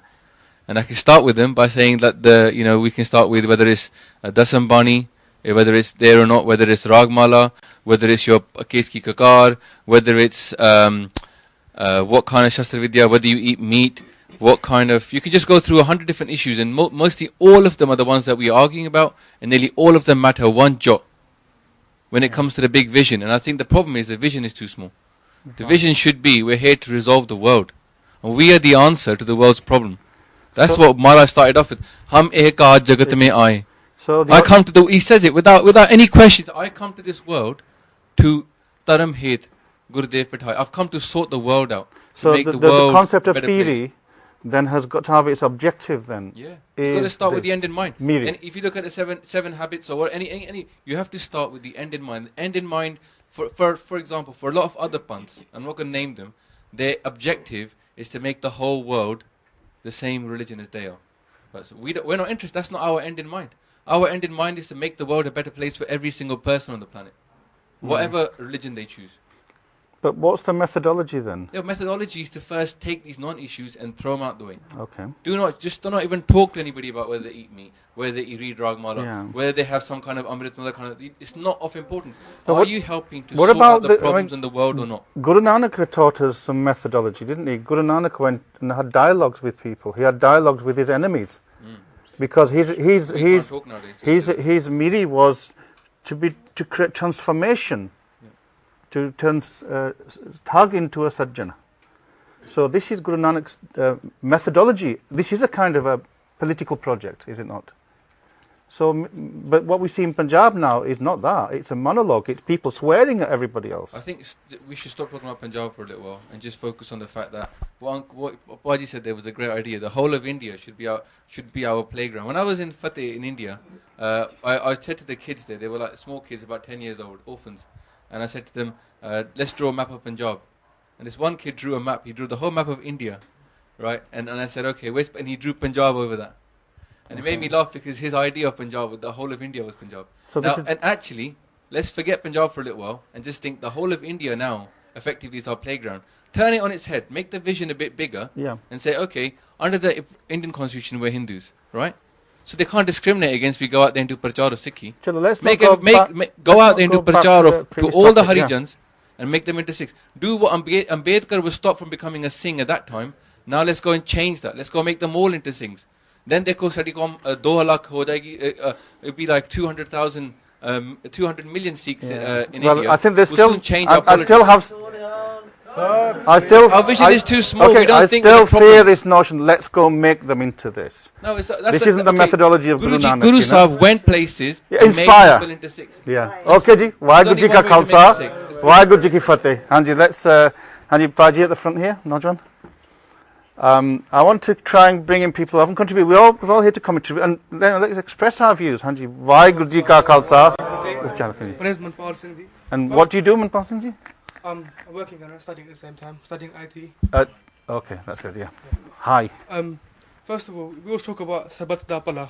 Sabajagaraj said we should look our vision should be wider than it is now. Before you look at the world, look at your Panth first, isn't it? You can have one person fighting, if he has a mission. We can have a whole Panth fighting for the same mission, for the same cause. Look at your Panth first. For example, issues like Dasan Barni and Ragmal and stuff like that. Fine, there are small issues, but to a certain extent, unless we have one decision in our Panth, we're going to be fighting with each other before we fight the world, or before we talk to the world. It's that Barni that gets us the answers. And until we have conversation, for example, Siddh Ghosh to Barni, Siddh Ghosh is a conversation between Siddh and Maharaj. Until we have this conversation in our Panth alone, how are we going to come to decisions and come to conclusions? Okay, so you we think have that to have we have to get our house in order before we can transform the world. Exactly. Okay, Waheguru Ji Ka Khalsa, Waheguru, that's your view. And who else would like to... Get a Panji to comment. Yeah? We want... Okay. Khalsa, Waheguru Ji. At this moment, I think we're talking about Miri and Piri. Piri, yeah. The Piri, मेरा ख्याल है कि पंजे पाँचे तक ना सारी पीरी चलती रही है गुरु नानक देव जी का मेन संदोख जड़ा सीगा सारा जीवन जड़ा ना पीर के आधार ते चल गया है उन्होंने जो भी शिक्षा दी वो बाई फोर्स नहीं किया प्रेम नाल करने की कोशिश की छेवें पाँचे तो बाद उन्होंने सोचा कि सिर्फ पीरी नहीं काम करेगी मेरी भी होनी चाहिए क्योंकि लोग सिख जो लोग ने ना इसे नोन एज ए भोली सरकार भोले लोग ने सारे ईजीली समझ जाने ਸਾਨੂੰ ਧੋਖੇ 'ਚ ਰੱਖਿਆ ਗਿਆ ਜਦੋਂ ਪੰਜਾਬੀ ਸੂਬੇ ਦਾ ਸਵਾਲ ਚੱਲਿਆ ਸੀਗਾ ਮੇਨ ਹੈਗਾ ਸੀ ਪੰਜਾਬੀ ਸਾਰੇ ਪੰਜਾਬ ਨੂੰ ਬਣਾਉਣਾ ਇਹਨਾਂ ਨੇ ਉਹਨੂੰ ਭੋਲਾਪਨ ਕਰਕੇ ਉਹਨਾਂ ਛੋਟਾ ਜਿਹਾ ਹਿੱਸਾ ਦੇ ਦਿੱਤਾ ਪੰਜਾਬ ਨੂੰ ਛੋਟਾ ਕਰ ਦਿੱਤਾ ਦੋ ਹਿੱਸੇ ਜਿਹੜੇ ਹਰਿਆਣਾ ਕਦੀ ਹੁੰਦਾ ਨਹੀਂ ਸੀਗਾ ਹਰਿਆਣਾ ਬਣਾਤਾ ਹਿਮਾਚਲ ਪ੍ਰਦੇਸ਼ ਬਣਾਤਾ at this moment we want to be more towards ਮੇਰੀ we got to fight with our rights with that strong way. We use these words like fight. These are very kind of evocative terms. Juddha, we talk about. I mean, what do we mean? Do we mean physically go and fight? No. What do we mean then? No. Fight with logically. Okay, with the mind, with the brain. With the mind. Arguments. Fight with the mind, and in case they doesn't understand with the mind, then we got to use we got to get together and see what we can do together. In case everything fail, then that last thing Guruji gave us. But the tragedy is that often that's the first thing we do. We can't do it. But that's the first thing we do is if we disagree with somebody. Absolutely true. Absolutely. Yeah, that's wrong. And afterwards, then we start talking. Start with the Piri, and Piri doesn't work, then Miri should come. Okay, ji. Waheguru Ji Ka Khalsa, Waheguru Ji Ki Fateh ji. Hanji, mera khayal. Bhai Sahib ji, you wanted to? I know I said given. Hanji, Bhai Sahib ji, aajo. Waheguru Ji Ka Khalsa, Waheguru Ji Ki Fateh. You just referred about the politics. You cannot, separate the religion from the politics. Through there, you can influence actually. Through politics, you can express your views and so on, you see. Especially I'm referring to 1984. I can see that nothing has been done for those families who are still suffering. And it's a politician, you've got to, whether any type of government. And as I know about it, as I receive the letters from Delhi, that lot of senior Congress leaders, they were responsible for killing those people, you see. And somebody wrote to me that some of the RSS people, they saved a lot of Sikh family. But what I'm concerned is, at the moment, when I see that those families are still suffering, their breadwinner has gone, and nothing has been done because of the politics. All Sikhs, whether Akali Dal or any Dal, they should get together. Still those families are suffering, and if we should try to help those families. This is the very, very important. We are sleeping actually. We are busy in our own life, but something should be done about those families which are still suffering. Waheguru Ji Ka Khalsa. Hanji Bhai Sahib ji, I want some women as well to contribute. Very important. You are half of the Panth. If you silence yourself, then the Panth's finished. Let's be honest, yeah? Waheguru ji ਕਾ ਖਾਲਸਾ ਵਾਹਿਗੁਰੂ ਜੀ ਕੀ ਫਤਿਹ ਦਾਸ ਚਰਨਜੀਤ ਸਿੰਘ ਇਸ ਹਾਲ ਦੇ ਵਿੱਚ ਜਿੰਨੇ ਵੀ ਸੱਜਣ ਮਿੱਤਰ ਬੀਬੀਆਂ ਭੈਣਾਂ ਬੈਠੇ ਨੇ ਸਾਡਾ ਸਾਰਿਆਂ ਦਾ ਸੰਬੰਧ ਇੰਡੀਆ ਦੇ ਨਾਲ ਹੈ ਜ਼ਿਆਦਾਤਰ ਅਸੀਂ ਉੱਥੇ ਦੇ ਜੰਮੇ ਪਲੇ ਹੈਗੇ ਆ ਬਾਹਰ ਆਏ ਆ ਇਸ ਦਾ ਕੋਈ ਕਾਰਨ ਹੈ ਉੱਥੇ ਦੀਆਂ ਜਿਹੜੀਆਂ ਪ੍ਰੋਬਲਮਸ ਦਾਸ ਇੰਨਾ ਹੀ ਕਹੇਗਾ ਉੱਥੇ ਦੇ ਲੀਡਰਾਂ ਨੂੰ ਉੱਥੇ ਦੇ ਲੋਕਾਂ ਨੂੰ ਮਿਲ ਜੁਲ ਕੇ ਸੋਲਵ ਕਰਨੀਆਂ ਪੈਣੀਆਂ ਹੈਗੀਆਂ। ਅਸੀਂ ਇੰਡੀਅਨ ਹੈਗੇ ਹਾਂ, ਉਹ ਉਸੇ ਮੁਲਕ ਦੇ ਵਿੱਚ ਰਹਿ ਕੇ ਅਸੀਂ ਆਪਣੇ ਆਪ ਨੂੰ ਅੱਗੇ ਲੈ ਕੇ ਜਾਣਾ ਹੈ। ਉੱਥੇ ਪ੍ਰੈਜ਼ੀਡੈਂਟ ਸਿੱਖ ਹੋਇਆ, ਪ੍ਰਾਈਮ ਮਿਨਿਸਟਰ ਸਿੱਖ ਹੈ, ਹੋਰ ਬਿਊਰੋਕਰੇਟਸ ਆਰਮੀ ਦੇ ਵਿੱਚ ਜਨਰਲਸ ਵੀ ਸਿੱਖ ਹੋਏ ਨੇ, ਏਅਰਫੋਰਸ ਦੇ ਵਿੱਚ ਵੀ ਕਮਾਂਡਰਸ ਹੋਏ ਨੇ। ਇਹ ਮੇਰਾ ਆਪਣਾ ਵਿਚਾਰ ਹੈ। ਮੈਂ ਤਾਂ ਇਹੀ ਕਹੂੰਗਾ ਕਿ ਅਸੀਂ ਮਿਲ ਜੁਲ ਕੇ ਇਕੱਠੇ ਹੋ ਕੇ, ਖਾਸ ਤੌਰ 'ਤੇ ਉੱਥੇ ਦੇ ਜਿਹੜੇ ਪੋਲੀਟੀਸ਼ੀਅਨਸ ਹੈਗੇ ਆ, ਉਹ ਆਪਣੇ ਵਿਤਕਰੇ ਖਤਮ ਕਰਕੇ ਜੇ ਇਕੱਠੇ ਹੋ ਜਾਣ, ਉੱਥੇ ਹੀ ਸਭ ਕੁਝ ਮਿਲ ਸਕਦਾ ਹੈ। ਵਾਹਿਗੁਰੂ ਜੀ ਕਾ ਖਾਲਸਾ, ਵਾਹਿਗੁਰੂ ਜੀ ਕੀ ਫਤਿਹ ਜੀ। ਹਾਂਜੀ Bhai Sahib ji at the back here, or ਬੀਬੀ ਜੀ, this ਬੀਬੀ ਜੀ wants to, ਹਾਂਜੀ ਹਾਂਜੀ। ਵਾਹਿਗੁਰੂ ਜੀ ਕਾ ਖਾਲਸਾ, ਹਾਂਜੀ। ਵਾਹਿਗੁਰੂ ਜੀ ਕੀ give your name please। ਹਾਂਜੀ, ਦਾਸ ਰਜਿੰਦਰ ਸਿੰਘ ਬਖਸ਼ੀ, ਗੁਰਦੁਆਰੇ ਦੀ ਕਮੇਟੀ ਨਾਲ ਸੰਬੰਧਿਤ ਹੈ। ਹਾਂਜੀ। ਤੇ ਪਿਛਲੇ 25 ਸਾਲਾਂ ਤੋਂ ਲੰਡਨ ਵਿੱਚ ਰਹਿੰਦਾ ਹੈ ਤੇ ਇੰਡੀਆ ਤੋਂ ਪੜ੍ਹਾਈ ਕਰਕੇ ਇੱਥੇ ਆਇਆ ਸੀ।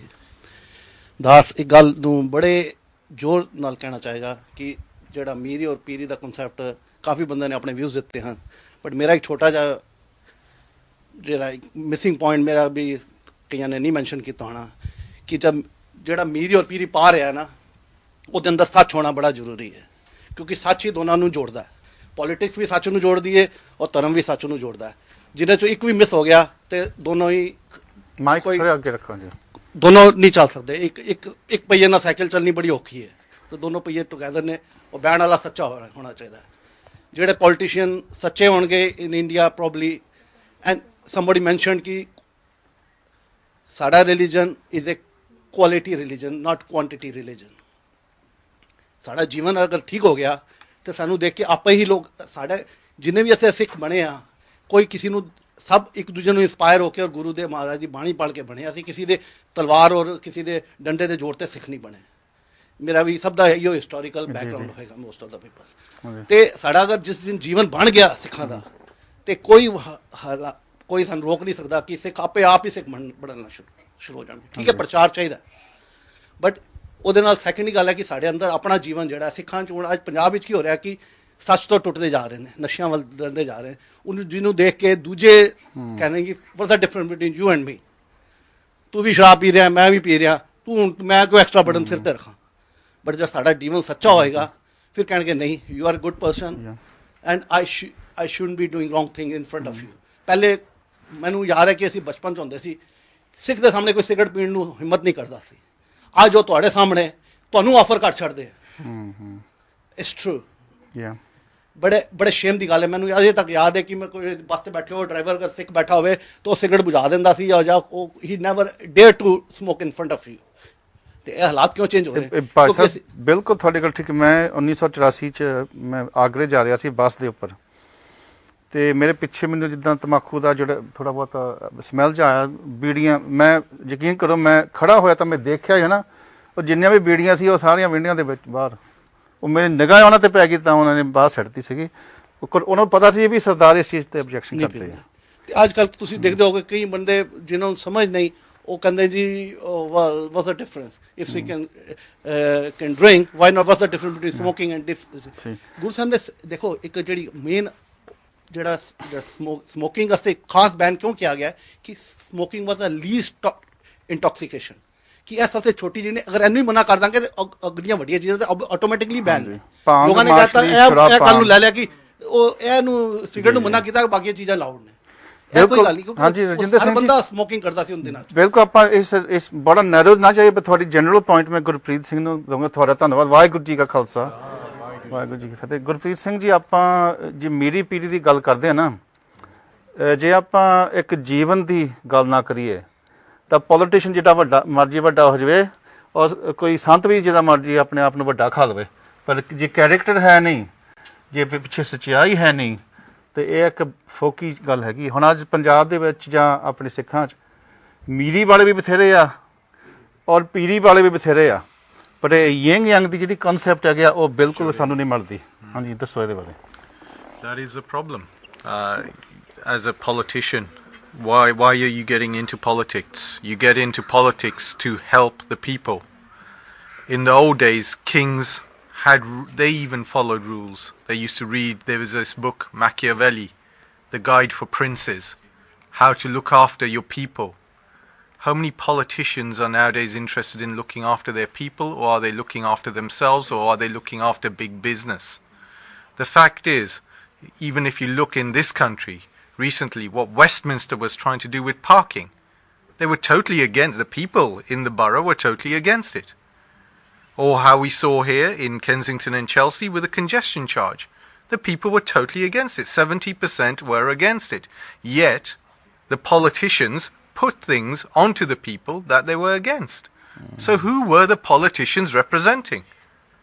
Now that's a whole problem why we need Miri Piri to succeed, not just for Sikhs, but for all of humanity, so that people start to look after each other and look after the welfare of the people, not of one or two individuals or of their own person. Bibi Manjinder Pal ji, I mean, we'll come to... I mean, are we basically saying that what's happened is that whether they are business leaders or politicians, the model, the ethical dimension has kind of really been lost, and that this Miri Piri concept is really about ethics and morality and action? Is this, or is it something much deeper than that? You know, is it something that afflicts the whole world? I mean, in a sense, is the whole world dependent on Miri Piri, and this is not just something that is for the Sikhs? I think Miri Piri is a solution for the world, because it actually tells you that if there's a truth, but if the truth can't be defended, what the Miri does is defends the truth. If you have a truth and the truth can't be defended, we saw what happened to Buddhism in India, a beautiful religion that was hounded out of India because it could not be defended. And that's what Sikhism stopped, when it stopped the arrest of decline of certain states, whether it was Kashmiri Pandits. So the Piri of a Sikh is a phenomenon that's used in governments when they have, the police department, I meant Miri. They have the police department, they have the army. These are the mechanisms by which you defend borders, you defend your integrity of your nation. So similarly, the human being's integrity is in its truth, in its such. But je sach da pehra dena hai, te sach da pehra Miri dega. Kyunki je ਤੁਹਾਡੇ ਵਿੱਚ ਕੋਈ ਸ਼ਕਤੀ ਨਹੀਂ ਹੈ, ਜਿਸ ਸ਼ਕਤੀ ਅਨਸਾਰ ਤੁਸੀਂ ਜਦੋਂ ਕੋਈ ਗਲਤ ਕੰਮ ਵੇਖ ਰਹੇ ਹੋਵੋਗੇ, ਉਸ ਗਲਤ ਕੰਮ ਨੂੰ ਤੁਸੀਂ ਨਜ਼ਰਅੰਦਾਜ਼ ਕਰੋਗੇ ਕਿ ਉਸ ਗਲਤ ਕੰਮ ਦੇ ਵਿਰੁੱਧ ਤੁਸੀਂ ਕੋਈ ਸਟੈਂਡ ਲਓਗੇ। ਵੇਖੋ ਨਵੰਬਰ 84 ਵਿੱਚ ਜੋ ਸਿੱਖਾਂ ਨਾਲ ਹੋਇਆ ਹੈ, ਬਹੁਤ ਸਾਰੇ ਵੀਰਾਂ ਭੈਣਾਂ ਨੇ ਵਕਾਲਤ ਦੇ ਤੌਰ ਤੇ ਹੋਰ ਸੰਸਥਾਵਾਂ ਨੇ ਜੋ ਮਦਦ ਦਿੱਤੀਆਂ ਸਨ ਵਿਧਵਾਵਾਂ ਨੂੰ, ਉਹਨਾਂ ਨੇ ਜੋ ਕੀਤਾ ਹੈ ਕਿ ਤੁਸੀਂ ਕੀ ਕੀਤਾ ਹੈ? ਤੁਸੀਂ ਵੀ ਸਿੱਖ ਹੋ। ਅੱਜ ਨਵੰਬਰ 84 ਤੋਂ ਜੋ ਹੋਇਆ ਸੀ, ਜਿਸ ਤਰ੍ਹਾਂ ਵੀਰ ਨੇ ਕਿਹਾ ਸੀ ਕਿ ਅੱਜ ਸੈਕੰਡ ਜਨਰੇਸ਼ਨ ਨੂੰ ਅਸੀਂ ਵੇਖ ਰਹੇ ਹਾਂ ਕਿ ਉਹਨਾਂ ਦੇ ਜੋ ਪਿਤਾ ਸਨ ਉਹ ਰਿਕਸ਼ੇ ਚਲਾ ਕੇ, ਕਿਉਂਕਿ ਉਹਨਾਂ ਦੇ ਪਿਤਾ ਗੁਜ਼ਰ ਗਏ ਸਨ ਉਸ ਕਤਲੇਆਮ ਵਿੱਚ, ਤੁਸੀਂ ਅੱਜ ਬੈਠੇ ਕੀ ਕੀਤਾ ਹੈ? ਉਹ ਵੀ ਇੱਕ ਇਨਜਸਟਿਸ ਤੁਸੀਂ ਵੇਖ ਰਹੇ ਹੋ। ਸੋ ਕਿ ਜੇ ਤੁਸੀਂ ਕਹਿ ਰਹੇ ਹੋ ਅਸੀਂ ਸਿੱਖ ਹਾਂ, ਤੇ ਉਹ ਸੱਚ ਸਾਨੂੰ ਪੀੜ ਦਿੰਦਾ ਹੈ ਵੀ ਉਹ ਸੱਚ ਕੀ, ਵੀ ਉਹਨਾਂ ਦਾ ਜਿਹੜਾ ਦੁੱਖ ਹੈ, ਉਹਨਾਂ ਦੀ ਜਿਹੜੀ ਇਨਜਸਟਿਸ ਦੂਰ ਨਹੀਂ ਹੋਈ। ਤੁਸੀਂ ਅੱਜ ਤੱਕ ਕੋਈ ਕਦਮ ਚੁੱਕਿਆ ਹੈ? ਜੇ ਨਹੀਂ ਚੁੱਕਿਆ, ਫਿਰ ਤੁਸੀਂ ਆਪਣੀ ਪੀੜੀ ਦੀ ਗੱਲ ਕਰੋ ਕਿ ਤੁਸੀਂ ਕਿੱਥੋਂ ਤੱਕ ਪਹੁੰਚੇ ਸਨ। ਨੰਬਰ 2, ਜੋ ਪੰਜਾਬ ਵਿੱਚ ਇਨਜਸਟਿਸਸ ਨੇ, injustices against poverty, injustices against women, against unborn children. ठीक है, injustices in terms of the rights of the underprivileged, poverty, and more importantly the injustices against प्रचार, because जो प्रचार पंजाब विच नहीं है वो भी एक injustice है। गुरु दी धरती होवे ते उत्थे प्रचार तुसी किस तौर ते तुसी प्रचार वेख, मैं भैन जी प्रदीप ਨੂੰ ਪੁੱਛਾਂਗੀ ਕਿਉਂਕਿ ਇਹ 2 ਮਹੀਨੇ 1 ਮਹੀਨਾ ਲਾ ਕੇ ਆਏ ਸਨ ਪੰਜਾਬ ਵਿੱਚ, ਤੇ ਇਹ ਸ਼ਾਇਦ ਪਹਿਲੀ ਵਾਰੀ ਪੰਜਾਬ ਗਏ ਸਨ, ਐਂਡ ਇਹ ਆਪਣੇ ਐਕਸਪੀਰੀਅੰਸ ਵਿੱਚ ਦੱਸਣਗੇ ਵੀ ਇਹਨਾਂ ਨੇ ਪ੍ਰਚਾਰ ਕਿੱਥੇ ਵੇਖਿਆ। ਇਹਨਾਂ ਨੇ ਦਰਬਾਰ ਸਾਹਿਬ ਜਾ ਕੇ ਜੋ ਕੀਰਤਨ ਸੁਣਦੇ ਸਨ, ਜੋ ਆਪਣੇ ਆਪ ਵਿੱਚ ਇਹਨਾਂ ਨੇ ਸਿੱਖੀ ਦਾ ਐਕਸਪੀਰੀਅੰਸ ਲਿਆ ਸੀ, ਉਹ ਲਿਆ ਸੀ, ਪਰ ਉੱਥੇ ਕੋਈ ਮੈਕੈਨਿਜ਼ਮ ਨਹੀਂ ਸੀ ਜਿੱਥੇ ਭੈਣ ਜੀ ਜਾ ਕੇ ਕਹਿ ਸਕਣ ਵੀ ਅੱਜ ਮੈਂ ਇੱਥੋਂ ਆ ਸੰਥਿਆ ਲਵਾਂਗੀ। ਹਾਂ, ਬਹੁਤ ਪ੍ਰਾਈਵੇਟ ਐਂਟਰਪ੍ਰਾਈਜ਼ ਬਹੁਤ ਸਨ, ਕਈ ਟਕਸਾਲਾਂ ਨੇ ਉਦਮ ਸ਼ੁਰੂ ਕੀਤੇ ਸਨ, ਪਰ ਜੇ ਸਾਡੀ ਕੋਈ ਇੰਸਟੀਟਿਊਸ਼ਨ ਹੈ, ਅਸੀਂ SGPC ਦੇ ਸੇਵਾਦਾਰ ਹਾਂ, ਜੇ SGPC ਗੁਰੂ ਘਰ ਦੇ ਸੇਵਾਦਾਰ ਹਨ, ਅਸੀਂ ਵੀ ਸੇਵਾਦਾਰ ਹਾਂ।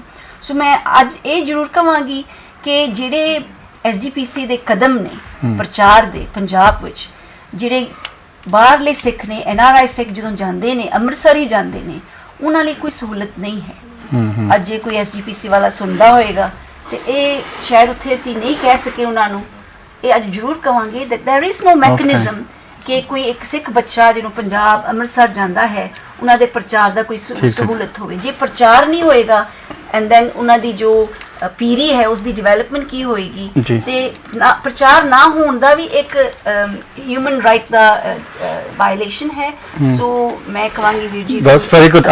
We're not going to force. Would you like to share your thoughts, Hanji? I was just going to talk about my thoughts about being Would you like a saint soldier. I'll sit down. Okay. I think a lot of people are trying to fight injustice by being like munmuks and using their mun and their mind, and the rest of the world is doing that. What's so special about Sikhi is we have Gurdwara, and if we enshrine Gurdwara in our hearts, we will become Gurmukhs. If we have Gurdwara behind us, we can fight anything. The concept of soldier in Sikhi is so special and different from the rest of the world. The rest of the world fight because for land, for Angar, for Krodh as well. When most youth think about the concept of soldier, think about somebody in combat, it's a kind of Rambo character with machine guns. Is this the concept of soldier in Sikhi? Well, I think in Sikhi it's different. In Sikhi, if you become a soldier, you experience something called Biras, I think, Biras, sorry, which is something that Angar doesn't exist there. Sikhs, we don't have enemies. It's something completely spiritual, yet you're fighting injustice completely as well. So if we just enshrine Gurdwara more, if we just look at all our martyrs and our history, Baba Deep Singh, Sant Janel Singh, my Buggle, they all had the Gurdwara. If they tried to do it with their manmuth, they wouldn't have been half as somebody said to me once, he said that, the Panj Vikar, Panj Jor, and one of them is anger. Yes, and true. Often when we get angry, we feel motivated to act, to defend, to fight. But like Gosik said, that's a very wrong emotion to take into battle. You should transform the anger into biras. Yes, that's what I was trying to say. Yeah, and it's a very, very useful point. Thank you very much. Waheguru Ji Ka Khalsa. I want to we've got about 20 minutes. I want to move the discussion on a bit. So I know that Papinder Singh, I want to bring you in because I know you wanted to come into this one, but I'd like to move it on a bit, if you would. So we wanted to talk about, we're talking about Miri Piri, and we're talking about Sanchpai. But, some people say that these ideas about spirituality or about politics and spy, they move with time. And that today, if you're going to fight a battle today, then, you don't take a Qurban. You won't get far with that. There are many other means. So the question is, should we modernize Sikhi? And that if we're modernizing Sikhi, what's the relevance of that with these kind of medieval kind of dress and medieval ways of living that I often see Najwans, So is there not a bit of a disconnect between the modernizing project and then going back to some kind of Pratan idea of Sikhi? What would you say to that, man? Waheguru Ji Ka Khalsa. Let's start with death first. At the end of your life, you want to be remembered for... Do you want to stand up a bit? It's easier for people to hear. If we start with death, start with the end, like Bhaji Jagraj said. At the end of our lives, we want to be remembered for Sach and Pyar and good things. So Sach and Pyar leads to Khushi, and that's what we want to end at. What we don't want to do is be remembered for Dok and Nindya and Chugli, which is what we do in day-to-day society. Now, we're lucky in England. Most of us are raised in a system of such. So if you ask Nyana in England, "Betu akita," and he'll be like, "Ha, kita," because he's taught. To be honest, in India, if you ask a kid, "Did you do this?" he'll say, "Na, man, kita," because he knows shittar bane. He knows he'll be dealt with. So the concept in India is, I will speak a lie first, then if eventually I need to, I might tell the truth. But this is the same in the bring politics. That to this my argument about should we really come out of the Dark Ages and should we really present this is what I'm about to say. It's about Sikh as a warrior of light. First and foremost, know your light within.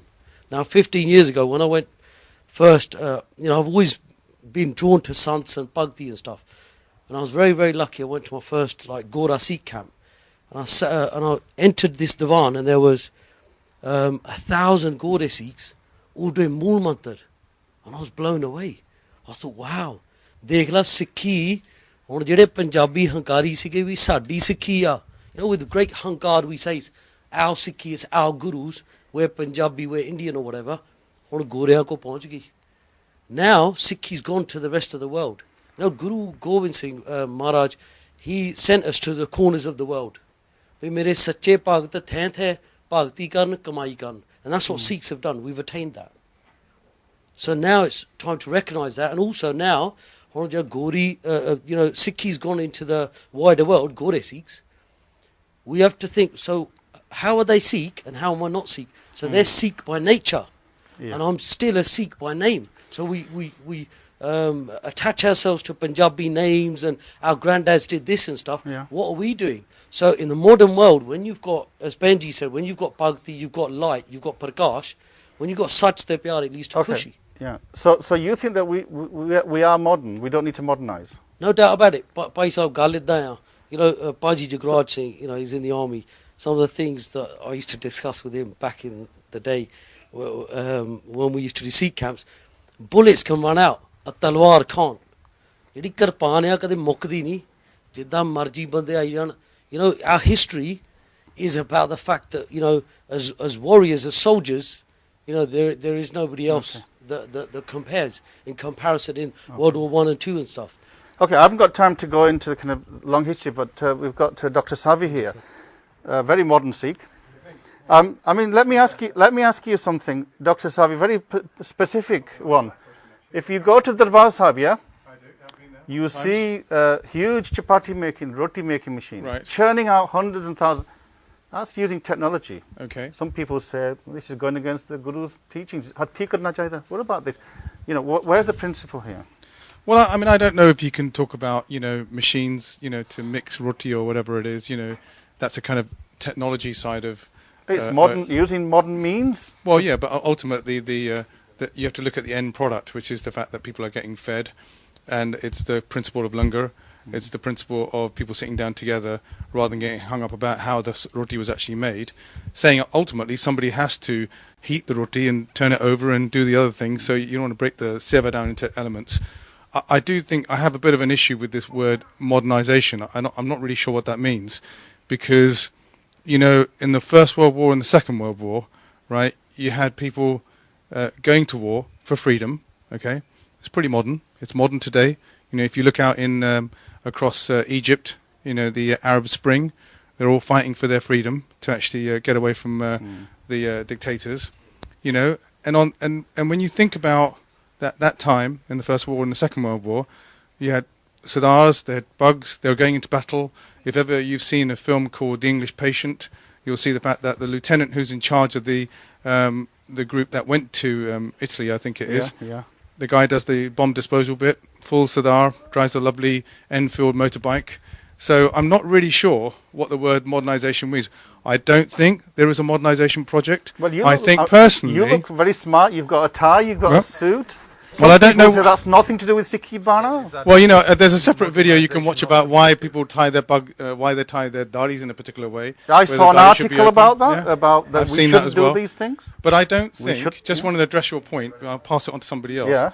I don't think there's an issue about creating a context of modernisation or non-modernisation. In my view, there's no such thing. There are basic principles of Sikhi that get passed on generation after generation. It is up to us, whether it be young or old, right, who go back to the essence of what Sikhi actually is, and to understand that and to actually portray that in your daily life, right? Remembering God, taking one step forward to the Guru, and the Guru makes 1,000 steps forward closer to you, right? Yeah. In terms of this, you know, alternative agenda that someone, if you are throwing something up about a modernization agenda, the modernization really, in my context, is about getting closer to the media, making sure that you've got your knowledge and your understanding about Sikhi explained to other people so that it's not miscommunicated, it's not diluted, and the fact that we are happy to be Sikhs and all the things that Sikhism actually brings. Vaheguru Ji Ka Khalsa. Vaheguru Ji Ki Fateh. Jaspaal Singh, issue ਇਹ ਨਹੀਂ ਹੈਗਾ modernization ਦਾ, ਕਿਉਂਕਿ ਜਿਹੜੀ ਜਿੱਦਾਂ ਸਾਵੀ ਸਾਹਿਬ ਨੇ ਕਿਹਾ ਵੀ ਜਿਹੜੀ ਸੱਚ ਹੁੰਦਾ ਨਾ, ਜਿਹੜਾ ਸੱਚ ਹੁੰਦਾ, ਅਸਲ ਵਿੱਚ ਗੁਰਮਤਿ ਦੇ ਸੱਚ ਦਾ ਕਨਸੈਪਟ ਹੈਗਾ ਯੂਨੀਵਰਸਲ, ਟਾਈਮਲੈਸ. ਉਹਨੂੰ ਤੁਸੀਂ ਮੋਡਰਨਾਈਜ਼ ਕਰਨ ਦੀ ਲੋੜ ਨਹੀਂ, ਕਿਉਂਕਿ ਉਹ ਹੈ ਹੀ ਮਾਡਰਨ. ਪਰ ਆਪਾਂ ਉਸ ਚੀਜ਼ ਨੂੰ ਨਹੀਂ ਪਛਾਣਦੇ ਜਿਹੜੀ ਚੀਜ਼ ਸ਼ਾਇਦ ਨਹੀਂ ਸੱਤ, ਉਹਨੂੰ ਆਪਾਂ ਸਿੱਖੀ ਨੂੰ ਯਾਨੀ ਕਿ ਸਮਝ ਇਹ ਸਿੱਖੀ ਆ ਐਗਜ਼ਾਮਪਲ ਇਹ ਆ ਜੇ ਆਪਾਂ ਕਈ ਵਾਰੀ ਲਿਬਾਸ ਵੱਲ ਕਹਿੰਦੇ ਵੀ ਇਹ ਸਾਡੀ ਸਿੱਖੀ ਆ ਪਰ ਅਸਲ ਮਹਾਰਾਜ ਨੇ ਕਿਹਾ ਸੀ ਵੀ ਤੁਹਾਡਾ ਬਾਣਾ ਤਾਂ 5 ਕਕਾਰ ਆ ਕੱਪੜੇ ਤਾਂ ਬਦਲਦੇ ਰਹਿੰਦੇ ਲਿਬਾਸ ਬਦਲਦਾ ਰਹਿੰਦਾ ਗੁਰੂ ਨਾਨਕ ਦਾ ਲਿਬਾਸ ਹੋਰ ਸੀ ਗੁਰੂ ਹਰਗੋਬਿੰਦ ਪਾਤਸ਼ਾਹ ਦਾ ਹੋਰ ਸੀ ਲਿਬਾਸ ਗੁਰੂ ਗੋਬਿੰਦ ਸਿੰਘ ਜੀ ਦਾ ਹੋਰ ਸੀ ਲਿਬਾਸ ਸਮੇਂ ਸਮੇਂ ਫੈਸ਼ਨ ਵੀ ਬਦਲਦੇ ਰਹਿੰਦੇ ਆ ਸੋ ਤੁਸੀਂ ਇਹਦੇ ਬਾਰੇ ਕੀ ਕਹਿੰਦੇ ਆ ਵੀ ਕੀ ਸਾਨੂੰ ਇੱਕ ਜਸਟ ਕਨਫਿਊਜ਼ਨ ਦੇ ਵਿੱਚ ਆਪਾਂ ਕਈ ਵਾਰੀ ਪੈ ਜਾਈਦਾ ਵੀ ਮਾਡਰਨ ਔਰ ਪੁਰਾਤਨ ਔਰ I believe ਵੀਰ ਜੀ ਕਿ remember your past and make your future out of it ਤੁਸੀਂ ਆਪਣੇ ਪਾਸਟ ਨੂੰ ਲੈ ਕੇ ਚਲੋਗੇ ਨਾਲ ਬੁਰਾ ਕੱਲ ਵੀ ਬੁਰਾ ਸੀ ਅੱਛਾ ਕੱਲ ਵੀ ਅੱਛਾ ਸੀ ਔਰ ਬੁਰਾ ਅੱਜ ਵੀ ਬੁਰਾ ਅੱਛਾ ਅੱਜ ਵੀ ਅੱਛਾ ਹੈ ਮਾਡਰਨਾਈਜੇਸ਼ਨ ਦੇ ਸਾਡੀ ਸਿੱਖੀ 'ਚ ਆਈ ਹੈ ਜ਼ਰੂਰ ਮਾਡਰਨਾਈਜੇਸ਼ਨ ਹੁਣ ਇਹ ਆਈ ਹੈ ਜਿਹੜੀ ਹੁਣ ਹੋਰ ਆਉਣੀ ਚਾਹੀਦੀ ਹੈ ਕਿ ਇੰਸਟੈਂਟ ਕਿ ਅਸੀਂ ਸਾਡੀ ਜਿਹੜੀ ਮੀਰੀ ਹੈ ਉਹ ਕਿਰਪਾਨ ਨਾਲ ਹੋਏ ਹੁਣ ਮੀਰੀ ਸਾਡੀ ਪੈਨ ਨਾਲ ਹੋਏ ਪੈਨ ਦੇ ਨਾਲ ਮੀਰੀ ਸਾਡੀ ਜਾਗਰਤੀ ਹੋਏ ਸਾਡੇ ਪ੍ਰਚਾਰ ਹੋਏ ਸਾਡੀ ਮੀਰੀ ਉਹ ਹੈ ਮੀਰੀ ਸਾਡੀ ਹੋਏ ਕਿ ਜੋ ਅਸੀਂ ਗੁਰੂ ਸਾਹਿਬ ਜੀ ਦਾ ਮੈਸੇਜ ਖੁੱਲੇ ਦਿਲ ਦੇ ਨਾਲ ਸੱਚਾ ਮੈਸੇਜ ਦੇ ਸਕੀਏ ਛੁਪਾ ਕੇ ਨਾ ਦੇ ਸਕੀਏ ਜੇ ਗੁਰੂ ਸਾਹਿਬ ਨੇ ਜਿਸ ਤਰ੍ਹਾਂ ਹੁਕਮ ਕੀਤਾ ਸੀ ਬਾਬਾ ਦੀਪ ਸਿੰਘ ਦੀ ਗੱਲ ਚੱਲੀ ਕੱਲ ਉਹਨਾਂ ਜਨਮ ਦਿਨ ਮਨਾਇਆ ਸੀ ਜਦ ਉਹਨਾਂ ਨੇ ਉਹਨਾਂ ਨੂੰ ਗੁਰੂ ਗੋਬਿੰਦ ਸਿੰਘ ਜੀ ਮਹਾਰਾਜ ਨੇ ਜਾਂ ਉਹਨਾਂ ਨੂੰ ਦਮਦਮੀ ਟਕਸਾਲ ਦਾ ਜਥੇਦਾਰ ਠਹਿਰਾਇਆ ਉਹਨਾਂ ਨੇ 5 ਹੁਕਮ ਦਿੱਤੇ ਬਾਬਾ ਦੀਪ ਸਿੰਘ ਜੀ ਨੂੰ ਨੰਦੇੜ ਜਾਣ ਤੋਂ ਪਹਿਲੇ ਔਰ ਹੁਕਮਾਂ ਦੇ ਅੰਦਰ ਉਹਨਾਂ ਨੇ ਕਿਹਾ ਕਿ ਤੁਸੀਂ ਅੰਮ੍ਰਿਤ ਛਕਾਣਾ ਹੈ ਤੁਸੀਂ ਸਿੰਘ ਸਜਾਣੇ ਹੈ ਸਾਰੇ ਤੁਸੀਂ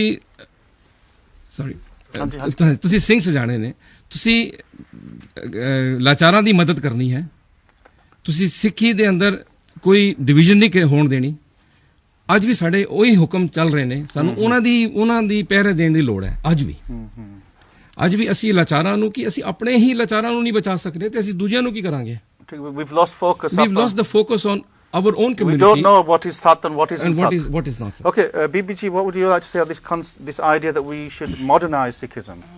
My name is Sukhmani Kaur. I'm from Russia originally. I've been living here for 10 years also. My point is, I sort of agree with Dr. Savi here that basically we've given the tools by gurus. We've given the tools by the gurus and we've given 10 role models from Guru Nanak Dev Ji to Guru Gobind Singh Ji to follow. We've given the basics, but the modernization which is around us, we should use it as tools to spread the message. The tools are advancing. So, for example, we've given beautiful instruments for Rag Kirtan.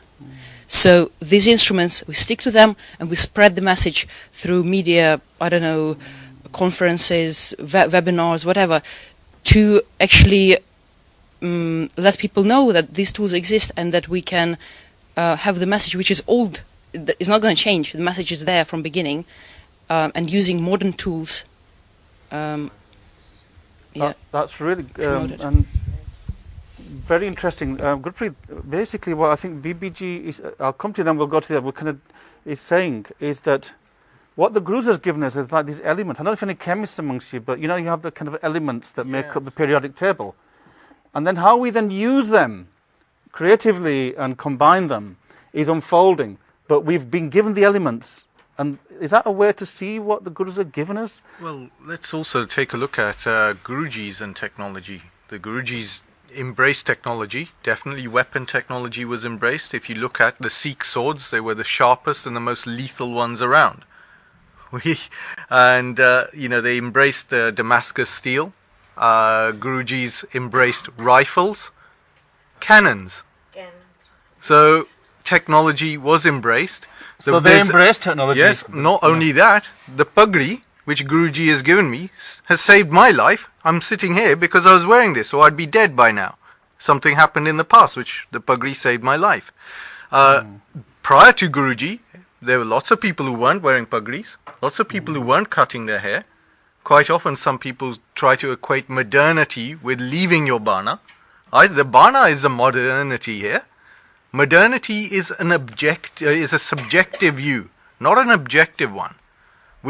What is my opinion and your opinion can be very different.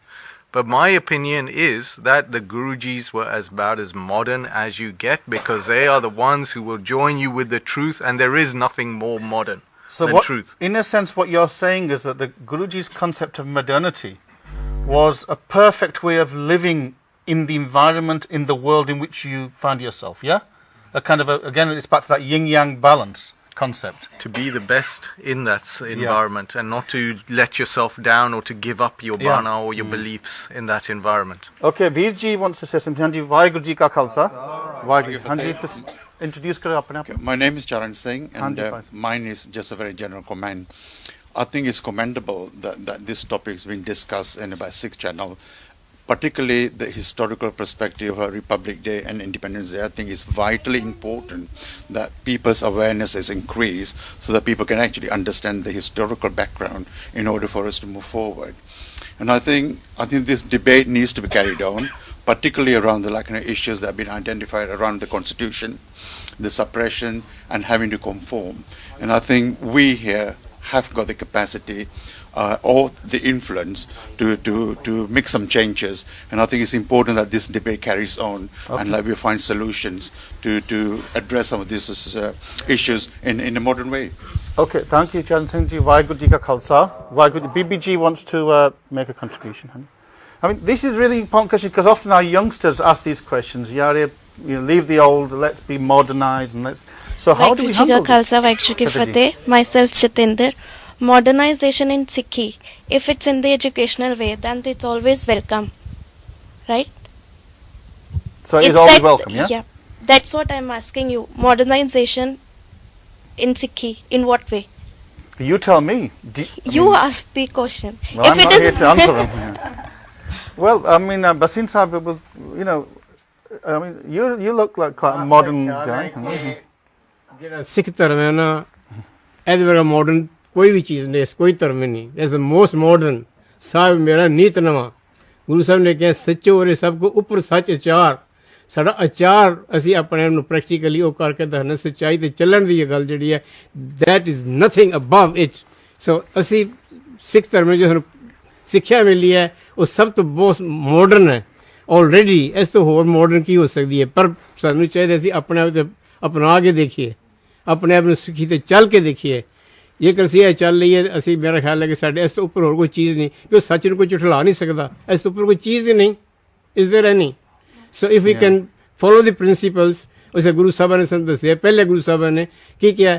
ਪਹਿਲੇ ਨਾਮ ਜਪਣਾ, ਕਿਰਤ ਕਰਨੀ ਹੈ, ਵੰਡ ਕੇ ਛਕਣਾ. Can we do that? If we did it, there's nothing above it.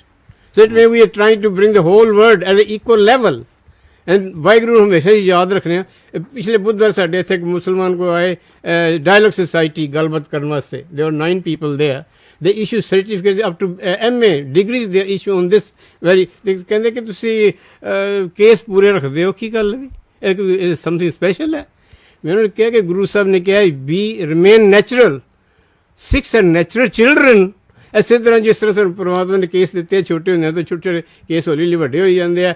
ਜਦੋਂ ਵੱਡੇ ਅਸੀਂ ਲੋਕੀ ਹੋ ਜਾਂਦੇ ਆ ਕੇਸ ਹੌਲੀ ਹੌਲੀ ਛੋਟੇ ਹੋਈ ਜਾਂਦੇ ਆ. We not altering anything, that's natural. But those who are really shaving their beard every day, every second day they have to do it again. ਪਰਮਾਤਮਾ ਕਹਿੰਦਾ ਕੇਸ ਆਣ, ਉਹ ਕਹਿੰਦੇ ਨਹੀਂ ਆਣ. Who is defeated every day? Those who are cutting. So therefore I would say the Sikhism is the most modern religion and they will remain modern. Okay, so we shouldn't confuse fashion with being modern. Would you like to come? We've got 3-4 minutes. Would you like to come back? Yeah, sure. ਜੇ ਅਗਰ ਮੋਡਰਨਾਈਜ਼, ਅਗਰ education ਜਿਸ ਤਰ੍ਹਾਂ ਬੱਚਿਆਂ ਨੂੰ, people ਨੂੰ ਸਿੱਖੀ ਬਾਰੇ ਅਗਰ ਹੈਲਪ ਕਰਦੀ ਹੈ ਤੇ ਆਈ ਥਿੰਕ ਮੋਡਰਨਾਈਜੇਸ਼ਨ ਇਨ ਸਿੱਖੀ ਕੋਈ ਹਾਰਮ ਨਹੀਂ ਹੈ, ਕੋਈ ਬੁਰੀ ਗੱਲ ਨਹੀਂ ਹੈ. ਠੀਕ ਹੈ. But we have to understand. I know we've got 3 minutes. So would you like to come onto this question of modernization? If I were to use a play of words, that to be modern, if I just want to play with the word modern, is to be with it. It's to be with the times, right now, current. But if time is eternal, then if you cling on to that which is eternal, you'll always be modern. So if you stick on to Sikhi, which is about Sat, which is about Sach, which is about Sada ਰਹਿਣ ਵਾਲਾ, ਜੇ ਤੁਸੀਂ ਸਿੱਖੀ ਨਾਲ ਜੁੜੇ ਹੋ ਤੁਸੀਂ ਸਦਾ ਮਾਡਰਨ ਰਹੋਗੇ. ਬਿਕਾਜ਼ ਦੈਨ ਯੂ ਹੈਵ, ਤੁਸੀਂ ਆਪਣੇ ਆਪ ਨੂੰ ਉਸ ਦੇ ਨਾਲ ਜੁੜੇ ਹੋ ਜਿਸ ਦਾ ਜੇ ਸਦਾ ਅਕਾਲ ਰਹੇਗਾ. ਸੋ I think if you just play with words, Sikhi is modern, and therefore coming back to Sikhi is being modern. Waheguru ji ਕਾ ਖਾਲਸਾ, ਵਾਹਿਗੁਰੂ ਜੀ ਕੀ ਫਤਿਹ. Unfortunately, we've run out of time now. We've only got the last minute, so I'm just going to give, I'll give him 30 seconds, and then we're going to sum up. Yeah, we're going to basically finish. Andy. So to summarise, what Auntie Ji just said is exactly what I couldn't have said in as eloquent terms. But the reference to Akal, to God, to the immortal is most important. And if we think about it in real physical terms, so in 2012, it's 2012 years since Jesus Christ was born. It's only 543 years since Guru Nanak Dev Ji was born. We're the most modern of the major faiths in the world. In my opinion, everyone on the panel, everyone in this room is modern. Are you a Sikh or not? Yes, we're all Sikhs as well. It's the extent of which you take that Sikhi. And I think the solution, in very general terms, is to understand the balance of Miri and Piri, of Sant Safai, and find that balance for yourself so that you can help the world around you. Yeah. Waheguru Ji Ka Khalsa. So we've run up to... I think that last point is really important. You know, when we think about modernity or Western society or Western modernism, the reality is that the West now has gone over the cliff edge. That the West, in trying to perfect the body by, you know, kind of surgery, by indulging in consumption patterns, is not only destroying itself, it's destroying the planet. And if that's modernization and that's modernity, then let's keep away from it. Yeah. Having said that, there is this question of technology. And one of the things about human history is that as human, because of ingenuity, and this is again what Guru's given us, you know, Manukhi Janam is an intellectual Janam. That certainly, as Bhaisab was saying, you know, the Gurus never shunned technology. But the ultimate question for Sikhi is, whatever action you take, whatever instrument you use, what's the model and ethical basis upon which you do that? Whether you take up a sword or whether you take up a machine gun, the question is whether you're doing parapakar or whether you're committing human rights violations. So these are the kind of ethical questions, and I think that's where we've kind of got lost really. And they're the elements that the Guru gave us. But we don't work on that. All we do is work on the exterior, and that's where we get lost. So I think we've had a very useful discussion today. These topics are topics that will never finish. And we have many more topics. But I think we've shown some kind of lead here, and I'm really pleased. And I would like to thank the Sangat here. I'd like to thank Guru Maharaj for having such an open debate, but in such a PR. And I think this is another principle of the Gurus, is, you know, let's disagree in PR, and then we can get somewhere. So I'd like to thank the Sangat here. I'd like to thank the viewers for watching. I'd like to apologise, we started late. This London traffic doesn't help, but better late than never. So from this week's Panth Time programme, मेरे वल्लों कोई गलती होवे तो मैं संगत वल्लों भुल चुक माफ़ी मंगदा है. Until next week, आप सारे फतेह बुलाइए जी. वाहिगुरू जी का खालसा, वाहिगुरू जी की फतेह जी.